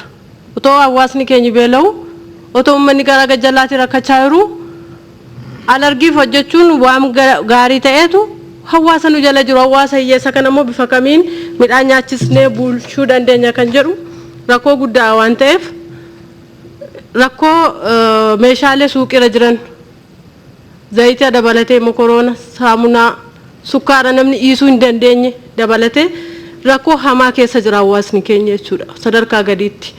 Rakkoo kana furuudhaaf hooggantoonni naannoo Oromiyaa jiran bichaan murteessaa miti. Gorsaan naannoo mootummaa naannoo Oromiyaa jira waajjira bilisummaatti jechuudha. Akka soolaar sisteemii achi keessatti pirootokoolii isaanii eeggatanii kan ta'an mootummaatiin maal gorsu yeroo uummanni gara jalaa rakkachaa jiru. Dirqama miti itti gaafatamaan gabaa irratti kan jiru itti gaafatamaan dhiyeessii irratti kan jiru hundi furmaata kennuu hin danda'u. Mootummaan keenya gadi bu'ee sukkaara gaafachuu dide jenne miti gatii saamunaa gaafachuu dide miti. Gorsitoonni sadarkaa sanarra jiru hawaasa kana giddu galeessa godhachuu hawaasa gabuusaa bulu nyaachisuu irratti gorsa isaan mootummaatiin gorsan maalidha kan jedhu gaaffii qaba. Kanaaf rakkoo hammaa ta'a waan ta'eef akka biyya keenyaatti sana wajjin kan wal qabatu piroojeektii sadarkaa naannoo Oromiyaatti qabamee akka godina keenyaatti hin xumuramiin jiru akkuma jirutti ta'e daandii waggaa 7-8 lakkoofsise daandii facaasee gabaa ulee kan jedhamu uummata bal'aa naannoo sana jira. Piroojeektiin kun sadarkaa Oromiyaatti kan inni qabame cirrachi yeroo sana daandii sana irra bu'e hamma ammaatti daggala ta'ee biqilchaa jira qotee bulaarraa lafti fuudhameera maaliif daandii irra bu'e waan ta'eef lafa isaa kenneera qotee bulaan. Har'a garuu uummanni ganda sana argachaa hin jiru daandii dubartiin lubbuu kennuuf lubbuu abuun qabdu jedhamee dhaadannoo fayyaan qopheessisuun iddoo sanarratti hojjechaa hin jiru. Rakkoo hamaa jira ambulaansiin galtee dubartii fuudhaa hin jirtu buufataalee fayyaa naannoo sana hin jiru waan ta'eef uummanni ganda sana waa'ee rakkachaa jira waan ta'eef komii guddaa uummatarraa qaba mootummaarraa qaba sana wajjiniin otoo daandiin kun furmaata argate yaadni otoo karaa mootummaa deebii argate kan jiru gaafachuu barbaada. Inni lammaffaa riqaa laga gibee riqaa guddaa godina sadii wal qunnamsiisu. Godina Jimmaa Iluu Abaaboor lixa shawaa wajjiniin kan wal qabatu rakkoo nageenyaatiif isaa ta'u rakkoo qaqqabeenyaa uummata kana walitti dhufeenya mariisisuudhaaf riqaan kun riqaa iddoo guddaa qabudha yeroo baay'ee diizaayiniin isaa qoratame haga ammaatti hin raawwanne waan ta'eef otoo naannoo sanarrattis yaadni kenname maaliif gufuu misooma keenyaa ta'e waan jiruuf jechuudha. Kan itti aanu daandii gooda burusoo facaasee daandii guddaa fi uummata naannoo sana jiru ani haala hundeeffamaatiin aanaan baakkoo godina Wallagga Bahaa wajjiniin ollaa taate jirti. Uummanni aanaan baakkoo tibbee bulchu garuu harki guddaan isaa baadiyyaa fagoo horroo guduruu Wallaggaa wajjiniin kan walitti ejjetu waan ta'eef naannoo sanarratti rakkoo yeroo ammaa geejjiba wajjiniin kan qabatu rakkoo guddaa ta'ee jira waan ta'eef daandiin sun yeroo baay'ee ciccitaadha rakkisaadha waan ta'eef kanan beeku waan ta'eef daandiin Oromiyaa karoora bara 2014 irraa kaasee otoo daandiin asfaaltii iddoo sanatti itti karoorfatame maaliif hawaasa bal'aa iddoo sana jira waan ta'eef jechuudha. Kabira bishaan dhugaatii akka aanaa keenyaatti jiru wajjiniin magaalaa Shobokaa magaalaa Tibbeen bishaan dhugaatii baay'ee rakkachaa keessa jiru jechuudha. Haa ta'u garuu naannoo magaalaa Shobokaa irratti waan waash hojii jalqabee karaa sanaatti wanti ta'u jira garuu amma ammaatti hojii keessa galamee uummanni abdii isaa irratti gatee waan jira ta'e harkifachaa jira waan ta'eef oddoo sanarratti kun maal fakkaata otoo seeraan ergi jalqabamee otoo dafanii hojjetamee xumurameef magaalaa Tibbee keessatti rakkoo guddaa kan ta'e bishaan dhugaatii diizaayiniin isaa kan qoratame bara 2007 bara 2007 haa qoratamu malee hamma ammaatti uummanni magaalaa Tibbee bishaan hin arganne magaalaa Tibbee qofa miti magaalaa Tibbee keessa bu'uuraalee misoomaa barnoonni jira kolleejjiin jira fayyaan jira sana wajjin kan wal qabatu ijoolleen qonnaan bulaa keenya achi kolleejjii baratan guyyaa yeroo barachaa oolan halkan bishaan barbaachaaf yeroo baadiyyaa keessa daa'imman ulfa barbaachiin saaxilamaa jiru jechuudha. Hawaasni uummata isaa achi kaawwatee naafaa baratu jee isaan garuu namni bishaan malee jiraachuu hin danda'u. Rakkoo kanaatiin dubartoota keenya irree rakkoo hamaatu geeffamaa jira waan ta'eef abdii qabna. Dooktar Injiinaraa Habtaamuu Murraati jechuudha. Uummanni keenya abdii guutuutti kennateera yeroo darbee Dooktar Amantee Faana yeroo uummata keenya dubbisanii sadaraatti kennatanii adaraa fudhatanii galaniiru waan ta'eef uummata baakkoos kan bishaan obaase isaanii jara kanas akka isaan obaasan abdiin qaba sanarratti illee akka karooraatti wanti qabamee jiru otoo ifa ta'ee waanuma jiru bokkaasuu barbaadeeni barnoota qulqullina qabu ijoollee keenya yeroo ammaa kana piroojeektiin gama barnootaatiin hojjetame Oromiyaa kan boonsudha. Keessattuu ifa boruu dabalatee mana barumsaa giiftii dureetiin durfamu wanti Oromiyaa keessatti dhimma barnootaa irratti dhimma ijaarsa mana barnootaa irratti hojjetamaa jiru nama boonsa baay'ee bareeda. Haa ta'u garuu uummanni Oromoo hundi argachuu dhiisuu irratti hanqina jiru gara fuulduraatti furmaata ta'ee ciccitaadha sababa COVID-19 kan ka'u ijoolleen torban guutuu barachaa jiran jechuudha. Kun immoo torbanitti guyyaa 3 baratanii gahaadha. Fakkeenyaaf fudhachuu barbaanne manni barumsaa dhuunfaan barsiisu torban guutuu barsiisee mana barumsa qulqullina qabu daa'immaniif kennaa jira. Kan mootummaa keessatti barsiifamu garuu torbanitti guyyaa 3 kan kennamaa jiru jechuudha. High school irratti, preparatory irratti kun immoo boruu iftaan rakkoo barattoota ta'uu danda'a waan ta'eef dorgomaa ta'uu qabu waan ta'eef akka biyyaatti yeroo bahan inni dhuunfaatii baratus inni kan mootummaa baratus mana barumsaa kan sadarkaa idilee duraatti deebisuudhaaf biiroon barnoota Oromiyaa maal hojjechaa jira waanuma jiru kaasuu barbaadeeni. Inni biraa gaaffii yuunivarsiitiin yeroo darbe waajjirri pirezidaantiin keenya mootummaa naannoo Oromiyaa Wallagga Bahaa irratti itti deemanii dubbisaniiru bulchaan aanaas haa ta'u abbootiin qabeenyaas jaarsi biyyaas yeroo sana makaanaayizeeshinii qonna baakkoo kolleejjii qonna baakkoo fi qorannoo qonna baakkoo qorannoo guddaadha dhaabbata gurguddaa achi jira waan ta'eef Wallaggaa yuunivarsiitii iddoo sanatti qorannoo gaggeessee waa damee tokko iddoo sanatti isaatii aabuu ka'u gara lixa shawaa yookiis immoo yuunivarsiitii Amboo jala taa'uu ooluu qaba yuunivarsiitiin Amboo iddoo kanatti ijaarsa kana itti fufu jedhamee wanti waadaa galame jira. Sababa koovidiitiin yeroo darbe dacitee jira. Bara kana keessattuu maaliif namni hawwiitiin eeggachaa jira waan ta'eef jechuudha. Kuni yeroo baay'ees deddeebi'anii nu gaafatu waan ta'eef otoo mootummaan keenya yaada iddoo sanarratti kenne waan hojii barbaadeen hospitaala Baakoo irratti hospitaalli kun hospitaala jalqabaati. Hospitaala jalqabaa haa ta'u malee hospitaala riiferaara akkasitti uummata tajaajilaa hin jiru. Ogeessitoonni achi keessa jirus quuqama sabarraa kan ka'e hojiin isaan hojjechaa jiran hojii baay'ee nama boosu. Haa ta'u garuu meeshaan iddoo sana jiru hojiitti hiikamee hin jiru. Fakkeenyaaf altaraasaawundii irratti maal irratti rakkoon jira waan ta'eef dhiyeessii qorichaa faana akka wal qabatu rakkoon jira waan ta'eef dhiyeessii qorichaa fi ogeessa keessaa altaraasaawundii irratti hojjetu meeshaan isaa jira waan ta'eef biiroon fayyaa Oromiyaa iddoo sana irratti illee otoo yaadatti kennanii kan jedhudha. Lammaffaa inni taanu hojii dhabdummaa akka biyya keenyaatti jiru baay'ee yaaddessaadha otoo deebi'amee yaadame. Maaliif naannoo Finfinnees haa ta'u giddugala Shawaa kanarratti namni hojjetetu nyaachaa jira. Hojii dhabdoonni keenya injiinara kan baratan kompiitar saayinsii ijoollee baay'ee jira. Oromoon barsiifateera alasaa haa barsiifatu garuu hojiin hin jiru. Dorgommiidhaaf gara dhaabbata giddugala Finfinnee kana yeroo dhufan firaan malammaltummaan kaleessa eengada sirna keenya takaalaatu har'as keessa jira waan ta'eef sana kaffalee galuudhaaf warshaa adda addaatti rakkoo ta'ee jira waan ta'eef akka godina Ambootti akka Naqamteerra Wallagga Bahaa Naqamteerratti Dambidolloo Horoo Guduruu Wallagga dabalatee warshaan gurguddaan hojii dhabaa kan hammachuu danda'u otoo itti yaadame baay'ee ulfaata waan ta'eef jechuudha. Yeroo namni barate ala taa'ee kiisii isaa keessa birrii lamaanitti shaayii dhugu abutu jira waan ta'eef goota barsiifneerra goota kana immoo bakka qabachiisuun nurra jira waan ta'eef otoo itti yaadame waanuma jiru kaasuu barbaadeen inni gaaffiin kun ni dhumaa fi inni xumuraa gaaffii uummata Oromoo bal'aadha.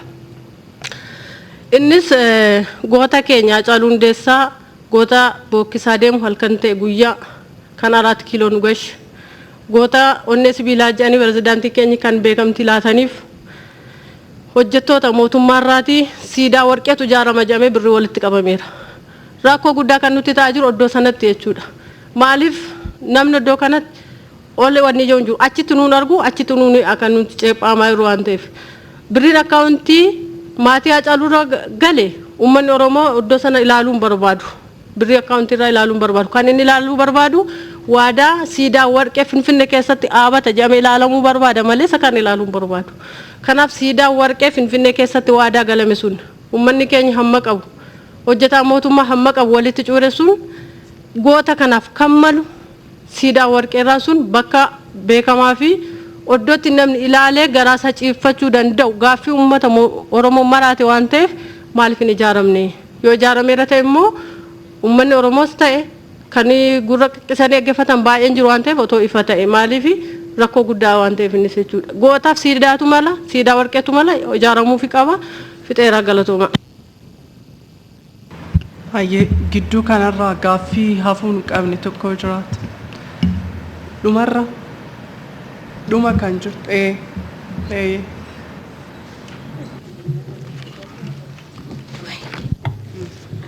galatooma kabajaboo fayyaa jedha. Ani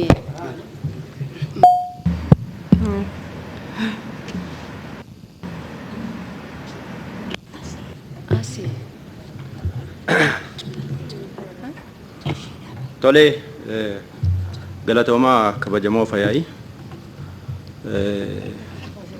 wantootuma gaggabaaboo kaasuufini waa'ee beekamtii dhimma gabaasa kana keessatti dhiyaatee fi namoonni baay'een beekamtii waan kennaniif irra deebi'uun barbaadu. Anis gaarummaa isaanii ibseetiin kan darbu haa ta'utii garuu gaaffiiwwan gaggabaaboo akka naannoon irraa dhumneetti qabnu dhimma qonnaati. Bara kanaa ta'ee bara darbee qonnaa irratti qonnaan bulaan keenya rakkooruma keessa jiraatee hojii qonnaatiif xiyyeeffannoo kennee yeroo inni deemutti rakkoon hanqina callaa guddistuuf hanqina sanyii uummata sana mudatee jira. Uummata kana dur gandoota baadiyyaa keessa deemamee gandoota isaa irratti callaa guddistuus ta'e sanyiin hin kennamaaf ture. Baroota kana lamman garuu rakkoo uumameerraan iddoo sanatti geessanii calla guddisuudhaaf sanyii geessuu fi waan hin danda'amneef aanaa irratti dhufee akka inni fudhatuuf dirqame. Yeroo akkas ta'u akkaataan kaleessatti nuyi qabanne fedhii qonnaan bulaa kana sassaabnee gara aanaatti finnee aanaa irraa immoo gara qaama itti aanutti dhiyeessinee waan of hirkaa hin qabneef fedhiin qonnaan bulaa keessa jiruuf dhiyeessii walgituu dadhabe. Sanarraa ka'uudhaan hawaasi keenya bal'aan aanaa irratti dhufee qoramaatu oola. Sanyiin argatu calla guddistuu xaa'oo hin argatu. Kanarraa ka'uudhaan amma dilaala seeraan alaa keessa galee jira. Sanyii keessumaa bara kana sanyii shooneetiif limmuu hamma birrii 2,500 hamma birrii 3,000 bitaatu ba'e. Xaa'oonis akkuma kanatti gatiin itti dabaleetu jira. Waajjira qonnaa irraa kan ittiin beekamu birrii 840 akkasii xaa'oon birrii 800 wayii akkasitti beekama. Garuu kanaa oliin kisaasama gadhee keessa galee qonnaan bulaan keenya yeroo inni daldalaa irraa bitatee itti fayyadamaa ba'eetu jira. Kana qaamota garaagaraa gaafannee furmaata akka itti kennamuuf yoo jennu namni badaa dhimma ittiin qabu rakkoo nageenyaati jedhameetu beekama. Qonnaan bulaa keenya immoo rakkoo keessa dhaabbatee qonnaa qotu gaafa jennu immoo rakkoon kun uumamee waan jiruuf waggoottan kana baay'ee miidhaa keessa jira. Dabalataanis amma fuula kana duratti yeroon kun yeroo qonna gannaati. Darbees qonni jallisiis akkasumatti adeema waan ta'eef kanarrattis wanti godhamaa jiru waan hin jirreef amma waan makiinaa xixiqqoodhaan ergamuu jalqabee jira. Xaa'oon hin dhufaa guyyaa tokko tuun buliin tuu qonnaan bulaan akkasiin tasallafee dhaabbatu hin dhume jedhama. Rakkoo akkasii keessa waan jiruuf uummatuma akkasitiin iyyuu rakkoo keessa dhaabbatee qonnaa barbaadu kanaaf carraan dursaa kennamee fi maaliif akka inni barbaadametti hin kennamneef waan jedhudha. Kan biraani dhimmoota daandiiti. Waliin gahinsa daandii baadiyyaa bara 2004 natti fakkaata sanarraa ka'eetti kan jalqabame. Gandoota baadiyyaa hunduma keessatti sochiin daandii waliin ga'uudhaa itti fufeetu ture. Akkuma aanaa keenyaattis yoo ilaallee gandoota nuyi qabnu hunda keessa yoo wal ga'ullee baatee gandoota baay'eedhaaf hojjetameetu ture. Har'a gandooti daandiin baadiyyaa waliin gahinsaan hojjetame kun yoo ilaalle ganda tokko keessatti karaan hin jiru jechuu dandeenya. Aanaama sana guutuu keessatti karaa dhumti aanaadha wajjin wal quunnamsiisu tokko illee hin jiru. Waanuma kaleessa hojjetame illee hin fakkaatu. Yoo gaafannee waa'ee wanti ka'u waan beekama kan qilleem kuni sanarraa ka'uudhaanii rakkoo hamaa keessatti galee jira uummanni keenya. Amma naannoo buufata fayyaa irratti dubartii deessuu tokko yoo buufata fayyaa irratti geessanii buufata fayyaa irraa immoo gara hospitaala giddu galeessaatti akka dhiyaattuuf yoo rifeerii godhama ta'e ambulaansiin achi geessitee hospitaalaan geessu hin jirtu. Rakkootu jira jechuudha sana giddu lamaan. Karaan hin jiru. Kanarraa ka'uudhaan qonnaan bulaan keenya waanuma kaleessa beekutti deebi'ee kiiloomeetira 18 hanga 20 gateettii isaatti baatee dubartoota deessuudhaaf nama dhukkuba cimaadhaan qabame dhiyeessaatu jira. Karaa kana irratti dubartoonni keenya miidhamuutu danda'u. Rakkoon amma keessa jiru rakkoo hamaadha. Kanaaf amma fuula kana duratti daandii suphiinsa maal jedhamee wanti ka'u kun kan akka aanaa keenyaatti aanaa sayyoon keessa jiraachaa ture keessatti adda ta'ee pirojektii haaraa godhanii yoo irratti hojjetan irraa kan hafe gandoota sana keessa karaan hin jiru jechuun hin danda'ama waan ta'eef inni kunis tuunoo qabatameen jedha. Kan biraan dhimma ibsaati. Ibsaan akkuma beekamu kan keenya karaa Gambeelaarra Dambidolloo gala. Uummanni keenya ibsaa qabas hin qabus jechuun nama rakkisa. Yeroo tokko ji'a tokko yeroo kaan immoo torbee lamas yeroo inni walitti fufiinsaan badutu jira. Yeroo kana immoo ibsaan bishaanii wajjin wal hidhata. Ibsaan mana baaburaatii wajjin wal hidhata. Ibsaan jireenya hawaasummaa adda addaatii wajjin wal hidhata. Namoonni baay'een shooppii garaagaraa irraa hantinii jedhanii irraa hojjetaniitu jiraatu. Ibsaan laga sana keessa baraa sana keessa qoarratee dhufu yeroo baay'een tabalaasha. Misoomsoon isaa hantiniidhaan muka abiddaan gubataa mukatee irratti jigaa sababoota garaagaraatiin amma rakkoon ibsaa biyya sana keessatti hammaateetu jira. Kanaaf gara fuulduraatti akka mootummaatti wanti xiyyeeffatamee jiru yookaan toora ibsaa sanaa gara biraatti jijjiiru yookaan immoo poolii ibsaa sanaa gara sibiilaatti jijjiiruudhaaf wanti yaadame yoo jiraate gaariidha. Hin jira yoo ta'e ibsa akka itti kennamu barbaadeetani. Inni kan biraan dhimmuma booddeellee tarii ka'uu danda'a. Dhimma baajetaati. Baajenni waggaa waggaadhaan hin qabama. Waggoottan sadan kana garuu akka qellemitti baajenni qabame aanaa kamirratti hojiin hojjetame wanti jedhu nama riiba. Yoo miindaadhaaf ta'e yoo waan tokkoof ta'e malee iddoo baay'eetti rakkoon nageenyaa gatii jiruuf baajenni mootummaadhaa akkaataa barbaadameen hojiirra oolmaantaa wanti mul'atu hin jiru. Hundumti isaa dhiibamee gara nageenyaatti gala. Gara nageenyaatti galuudhaan immoo hawaasni kun bu'uuraalee misoomaa itti hanqataatu bulaa jira jechuudha. Kanumti kaleessa harka jiru iyyuu harkaa dhabame amma immoo haaraa ta'e akkuma Qellee Wallaggaatti yoo ilaalle bu'uuraaleen misoomaa iddoo baay'eetti hanqina akka inni qabu namoonni Oromiyaa irraa bakka bu'anii iddoo sana turanis sirriitti waan beekaniif baajenni qabamu kun garatti yeroo fuula kana dura jiruttis baajenni bara 2014 kun yeroo qabamu akkaataatti aanotii sana giddu galeessa godhate yoo ta'etu gaarii. Rakkoo nageenyaa qaba aanichi warra rakkoo nageenyaa qabaniif immoo dhimma nageenyaa qofa irratti baajetii kennama moo bu'uuraalee misoomaa irratti kennama bu'uuraalee misoomaa immoo akkamittiin hojjennaa eessatti hojjenna wanti jedhus illee giddu galeessaa yoo qabatame gaariidha. Dhumarratti rakkooma nageenyaa sanan tuqa. Rakkoon nageenyaa hin beekamaa yoo xinnaate waggoottan 3 lakkoofseetu jira. Akka mootummaatti rakkoo nageenyaa biyya keenyaa tasgabbeessuudhaaf falli hin falamne hin jiru. Bu'aa ca'ii baay'eetu keessa darbame. Waama nuti argineef waan nuti beenu mootummaan humna qabu hunda fayyadameera.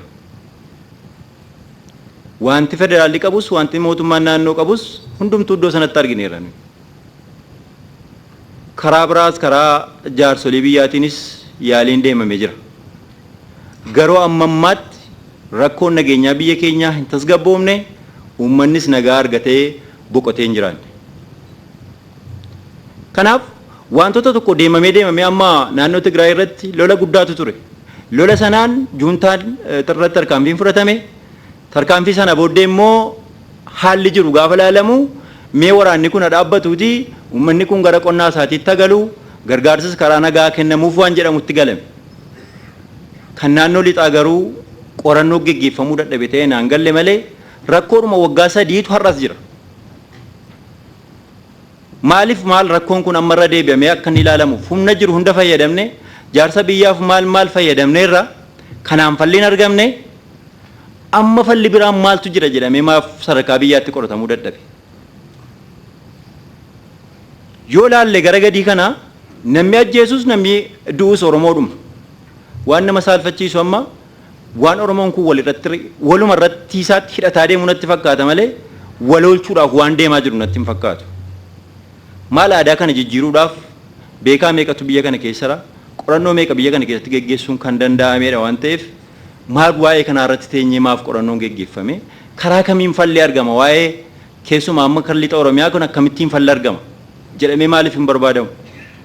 Fala tokkittii qabannee kan humnaa jennee duwwaa deemna taanaani kunoo waggaa 3 guutuutti rarraane falli hin argamne. Hamma danda'ametti Oromoon kun walitti dhufee nagaa akkamittiin uummachuu danda'a. Yoo nagaan uumame malee waa'een qonnaa, waa'een jireenyaa, waa'een amma gara olii kanatti kaasee hundeen isaa nagaadha. Ofumaattu ani akkuma antiniitti kaasuu akkuma miseensa mana maree tokkotti yookaan bakka bu'iinsa uummataa tokkootiif jedhee kaasuuti malee fala jedhee miti ani. Wanti fala ta'u garuu biyya sanaaf nagaaf nagaa duwwaadha. Qonnaafis bu'uuraalee misoomaatiifis nagaan yoo argamedha. Kanaaf maal amma akkuma biyyaatti itti yaadame wanti dur caafii irratti isin ilaaltan amma sadarkaa biyyaa giddu galeessaatti iyyuu waan ol dhufee natti fakkaata. Wanti kun dhiphataa deema moo babal'ataa deema wanti jedhu maaf hin ilaalamu sadarkaa biyyaa irratti. Waan dhiphataa deemu taanaan haaluma kaleessa jalqabneen itti fufnee gar tokkotti geessu. Waan bal'ataa deemu kana garuu falli biraan barbaadamee nagaa uumne karaa nagaatiin akkamittiin dubbii kana xumurra waan jedhu uummata Oromoo sagalee wallaga'u aadaa tokko qabu biyya tokko qabuuf lafa tokko qaburra waan ta'eef maaliif karaa tokkotti fiddanii sabi kun akka inni tasgabbaa'u gochuu akka dadhabame naan galu baay'ee wanti gara keenyarra jiru nama gaddisiisa kan wal miidhuuf kan miidhus Oromoodhuma gaamee akka mootummaatti itti wanti kun qabatamee irratti hojjetame anatti tolaa galatoomaa fadhaachuun barbaada. Daqiiqaa lamaan tokko qabnaa isiniif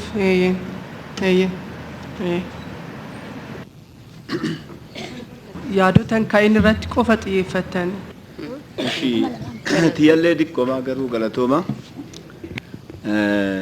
Carraa naa kennitaniif hin jedhaa.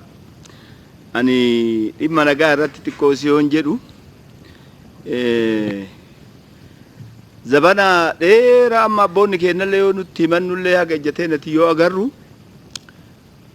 garuma kaabaa kanaan balaan lafeen ilma Itoophiyaa achirratti dhumte keessattuu lafeen ilmaan Oromoo achirratti caccabdee saabatti garuma ganda keenya amma ka qeerransi amma isaanii ala jiru amma warra isaa waggaa 27 ala kaatantu arallee Awurooppaa fi Ameerikaa jarratti daggafatee nutti jira TPLF jechuudha. Bashurreen jedha wanni bineensa marattu duwida kaaftuuf eessuma isaatti tuura jira jedhan eessumni isaanii warra isaa waggaa 27 waan isaanii bicha akka dubbatan achi kaayate ala kaayate haa ta'u malee garuu warri Awurooppaallee zabana dargillee kokkee qabee Mangistuu Hayilamaariyaam ka ala jalaa baase yoo seenan dhageenyu waan tokko yoo dhageenyu dandeettii ufiitiin cabsanii adoon jedhin Ameerikaa biyyoota adda addaa Awurooppaa kana jechuu dhageenya kijibas ta'u garuu qabatamaa waan hin beekne tokkollee nama dhiba haa ta'u namni haa ta'u har'allee zabana dargillee zabana isaanillee lafeen ilmaan kennaa lafeen batalay ilmaan Oromoo achitti caccaba achitti dhuma taa'umsa lafa isaanillee argine kana waan isaan deeffatan malee dhiirummaa adda nama biraa irra qabaataniiti miti maal barbaadaniiti warra alaa kun Awurooppaa deebi'ee Ameerikaa wanni isaan ammallee akkuma Mangistuu Hayilamaariyaam san nama jalaa kokkee qabanii ala baasuu barbaadaniiti moo lakki isaan miliyoonni 10 kun ummata Itoophiyaa miliyoona 110 kana keessaa miliyoonummaan 7 haga 10 kun idmeelki akkuma wannoo isin habituudha akka ina fakkaate malee adoo dimokiraasii taate akkanaa miti akka dimokiraasiin isaan odeessan adoo taate isaani kanutti jiru amma warra alaati ifaan ifa deengaddallee amma araboota dabalatanii maa guddataniidha malee amma Saawudiin hidhala gaabbayyaatiif ummata keenya ka isaanii ashkara ta'ee ummata miliyoona 40 jedhama kuma 40 moo miliyoona 40 jedhama garuu harkaa wal keessa bade mana hidhaatitti guuraniiti indoom har'aa kalee waan itti baasan miidiyaa tokko yoo dhageenyu birrii 5,000 as akka kiisitti hin qabanne akka hin galle jedhanii birrii 5,000 as manuma hidhaasanii yoo galan birrii 5,000 as qabatanii akka hin galle biyya kanatti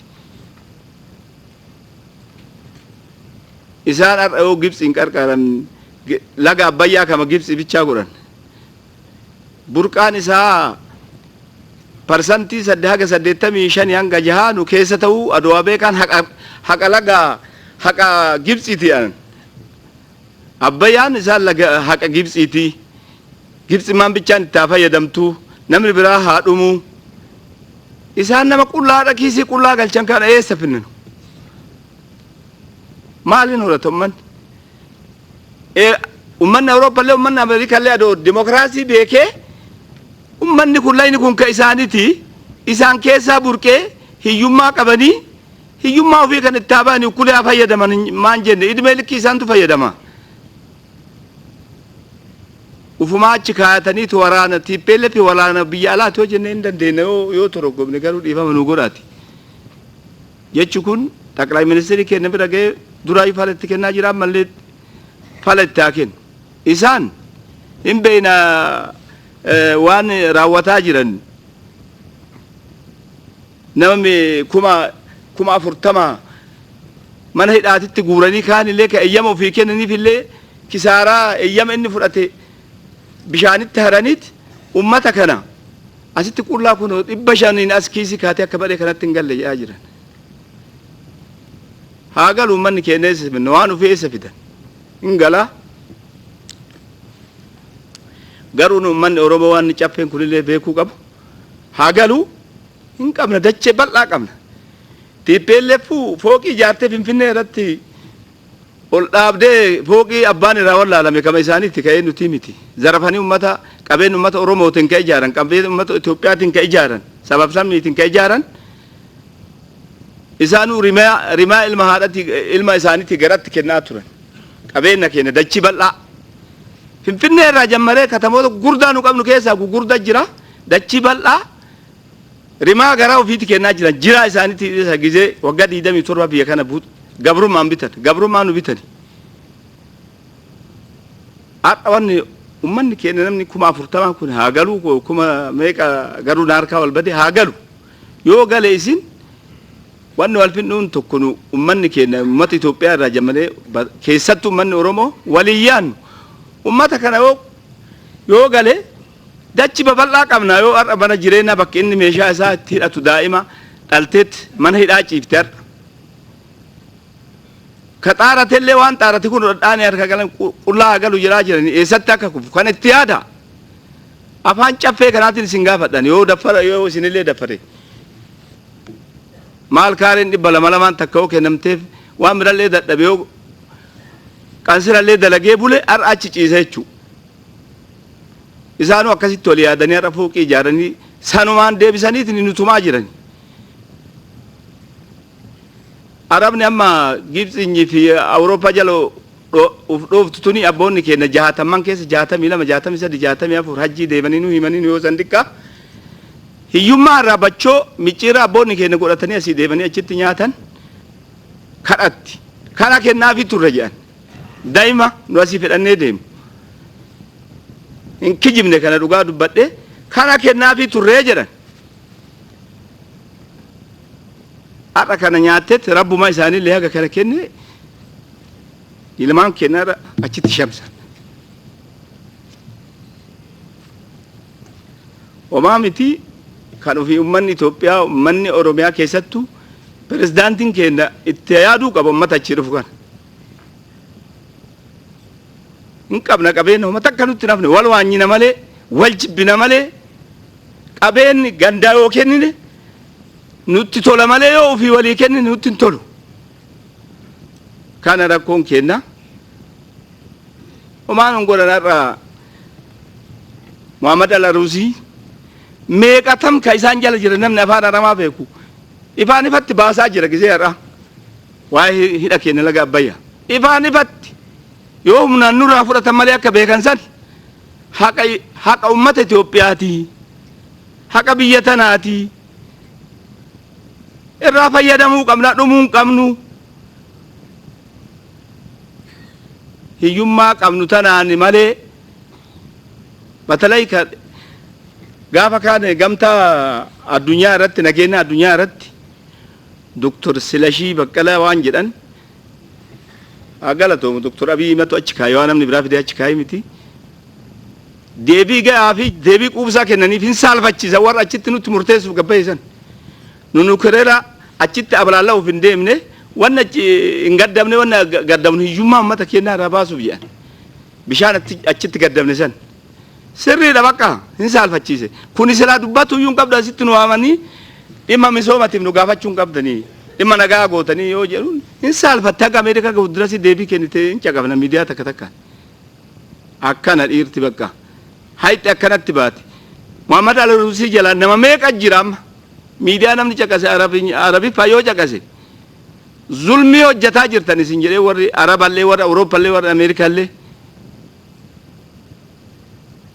biyya balleessaa jirtan ummata Itoophiyaa lafarraa dhabamsiisuuf maaliif waan isaan socho'aa jiran waan isaan misooma socho'aa jiran malee badii biraa biyya biraa monoqqarinii miti amma Suudaan illee ima beeynami seenallee ima dhageenyadha illee beekuu baan isaantu si waraana jedhee nutti dhaadataa jira eessuma akka achi duubarraan jira isatu bala'u jedhaanii jira homaan hin godhan yoo rabbi irraan dhufin homaan taanu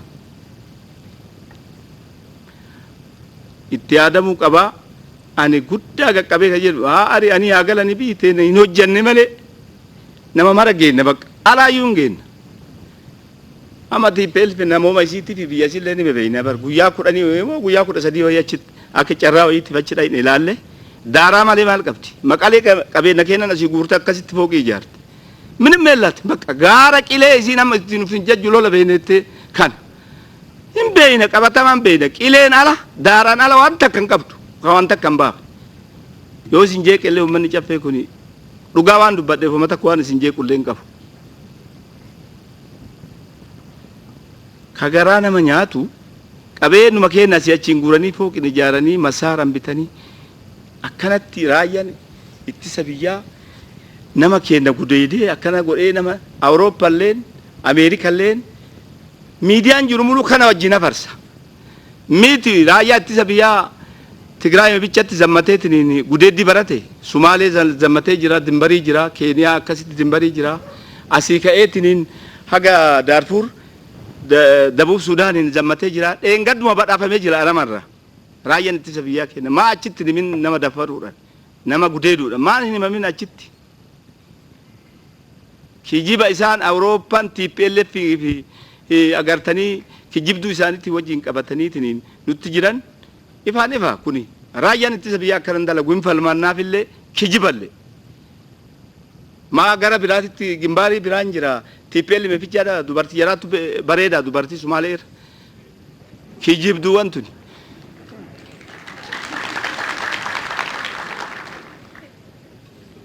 uffata waraanaa kaachitti raayyaa ittisa biyyaa keenyarraa zarafan isa uffatanii ufuma waan raawwatan miidiyaa alaatitti hafarsuuf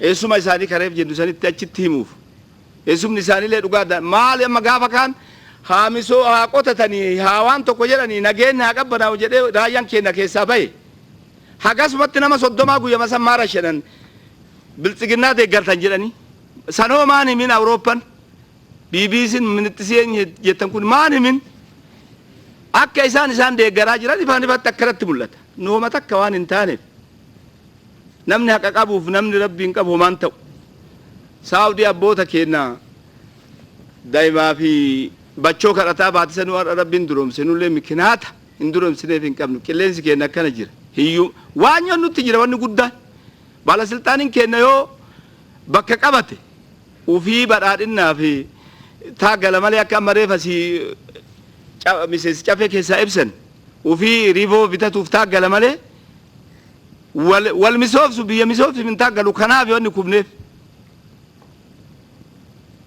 haa ta'u waan garuu uummata kanarratti dheeresseera wanni aduu dubbatanii gudda wanni dubbatan wanni dhimma nageenyaa irra afaan Itoophiyaan sabaaf islaamiin afaan tokko taane keessattuu Oromoon afaan tokko taane biyya kana ceesuu akka gaariitti dandeenya waan ta'eef kun istiraatejii motora baasee kan hundeemu kennuma kabiraanuuf akkanan jenne gaafa kaawwanni badhaasaniif waan inni jedhe waan Awurooppaa fi Ameerikaan jette haa sochoosuuf inni haqa sochoosee waan jiru dhugaa jirtu dubbatee du'ullee du'a jennaan motora itti jijjiiran maarshii duubaa galchan. Saawudiin jazaa ofiin argatti hiyyummaa isii beekamaa irra eenyu amana biyyi kamuu bara amma isii keessatti ijaaree qarqaarsifni ijaaree abbaa jifaari yani achi hajjiif guyyaa ji'a tokko guyyaa 10 achitti dhaqee gamoo isaanii keessa bulee beeka argee beeka abbaa jifaari yani achi keessatti fooqii abbaa jifaari yani kuni qabeenyummaa fi nageenyummaa kennaaf kana nu ibsa ture hiyyummaa isii ibsaa ture Saawudii kan amma ilmaan keenya gootu kana nu garuu amma biyya tokko illee arrabsuuf silxaanii akkasitti illee ani haqii kiyya kanaan ittiin qabu homaa yoo wanni fedhe galee homaa waan irraa sodaannu haqa waan dubbanne waan irraa sodaannu qabu haqa rabbiin kenneefi jennaan ilmaan keenya akka amma isin argitan gara gochaa 500 kiisii kaa dhugalee ittiin ifaajee isa ammaan amma dhimma nagaa homaa waan kanarralee waan na dubbisullee hin qabu aduu dubbatanillee baay'ee sa'aatillee fixuu ta'a namallee jeequu ta'a akka godina Arsiititti garuu biyya irraa dhufan giddi adoonni suni haga marqi dhumutti kochoon hin dhumtetti Oromoon haga marqi qoriisan keessaa dhumutti kochoon hin dhumtu tarama itti deebi'an haga deebin sun nu deebitutti illee cal'isuuf hin rakkanne gara itti gallu hin qabnu hin deebin aanaa shirka wanni tokko misooma irraa hin deebine gaafa kaanillee gaafa caffee kan haa jennee isinillee dubbadhee jira yaa'ii gaafa kaanitti illee dubbadhee jira aanaan shirkaa qimamii gurraacha absuuda gurraacha jechuudha kana keessaa baya absuuda adii kana keessaa baya abishi keessaa baya xaafi keessaa baya beekamaadha eenyumuu hin kaadu kana ifaan ifa waan jiru garuu karama takkatti kunoo karaan isin takka tokkocha qabdi akka ija bal'aa yoo takka badde takka dhaabatan tokkocha qabdi tokkochi maan inni ganna kanan dalagu amma dhaabateera. Boqojjii irraa gara shirkaa ka fudhatu ganna kana amma xab jennaan makiinan tokko hin socho'u achi bulee wal harkisee kiraa kafalee doozarii fidee boqojjii irraa akkasitti harkisanii baasan ummanni mana galee jira. Gizee tokko aanaa qarsaatiif shirkaa fi qabame ispaaltiin jedhan. Ispaaltii dhiisaa aduu xiggan ammaan sirnaa gizee tokko godhame ummanni waggaa waggaan dhaabatee doozariin kiraan wal harkiseetiin gara gabayaan dhufu. Bona nurraa fayyadama malee investimentiin qimamii asii achi as agaazee ittiin fayyadamullee barbaree achi as agaazee ittiin fayyadamullee waa'ee karaa isin yaadu. Akkamitti reeka biraatu itti dhufaa akkamitti karaa san innillee akkamitti raawwata meeqatu jira namni. Garaa isin haa nyaatu aanaa shirkaa boqojjii irraa ka'ee hanguma aanaa shirkaa kiiloomeetirii 54 wayiiti ispaaltiin qabame ka jedhan hafuurri tokko hin jiru qarsaa jammarameetti aanaa qarsaa jammareef shirkaan haga takka hafuura takka nage aanaa shirkaa ganda 36 qabdi gandoota magaalaa 3 gandoonni baadiyaa 33 kana keessa gandi 12 yoo kijibellee ammallee timirti beetii tokkochan qabu kilinika tokkon qabu wanna misooma jedhame ijaan argeen beeku kiiloomeetirii 120 hanga 100 deemetti fayyadama mana murtii xeenaa xaabiyaa maal ummata waan ta'aniif maal ummataa miti jirre ummata waan ta'aniif dubbataa jira malee adoo jaldeessa taane cal'ifnee jaldeessa itti dhiifna gaafa kaan dubbanne mee dhuguma adoo misoomni socho'i adoo nama rakkate laalanii gandi 12 kun mee abbaasaa nama 600 gabbaazaa gabbuuse abbaa warraa 600 abbaa warraa kumaa oli mee abbaasaa nama meeqa baay'istanii yoo jettan nama meeqa namni kun immoo maa rakkata barzaafi timirti beetii ijaaruuf isaan illee rakkatan duudatti baadhatanii kiiloomeetirii 100 hin deeman kiiloomeetirii dhiifama kabajamuu gaggabaabsatti daqiiqaa 20 fayyadamuuf deemaa jirtanii wanta fi yoo jiraate immoo barreeffamaan yoo fudhanne gaarii ta'a waan afaanii qabdan xumuraatiin yeroon darbeera. Sameen itti na harkaa saabatte malee silaa tana wannoo jettu. Ammaan mee ganda san gadi bu'aa laala. Mee ganda san pirezidaantiin keenya gadi bu'aa laala. Bakka koree dhaabbilee dhiisaa maal dhiisaa aanaa shirkaa humaa gadi bu'aa laalati. Keessattuu amma gandi aanaan achi isin hin fidu ganda 12 isin hin jedhe kana hin fidu isin. Rakkoo isa beeka kaa. Ganda baddaa irraa hojjate gandi gammoojjii haa dhumu jedhee waan murteesseef isin hin fidu ufii laala. Nama haqqanyaa achi keessaa jaarsa dhugaa achi keessaa fudhadhaati mee laala haga qaree gadi bu'aa lama haga san bal'atu. Tanuma dhiifama naa godha.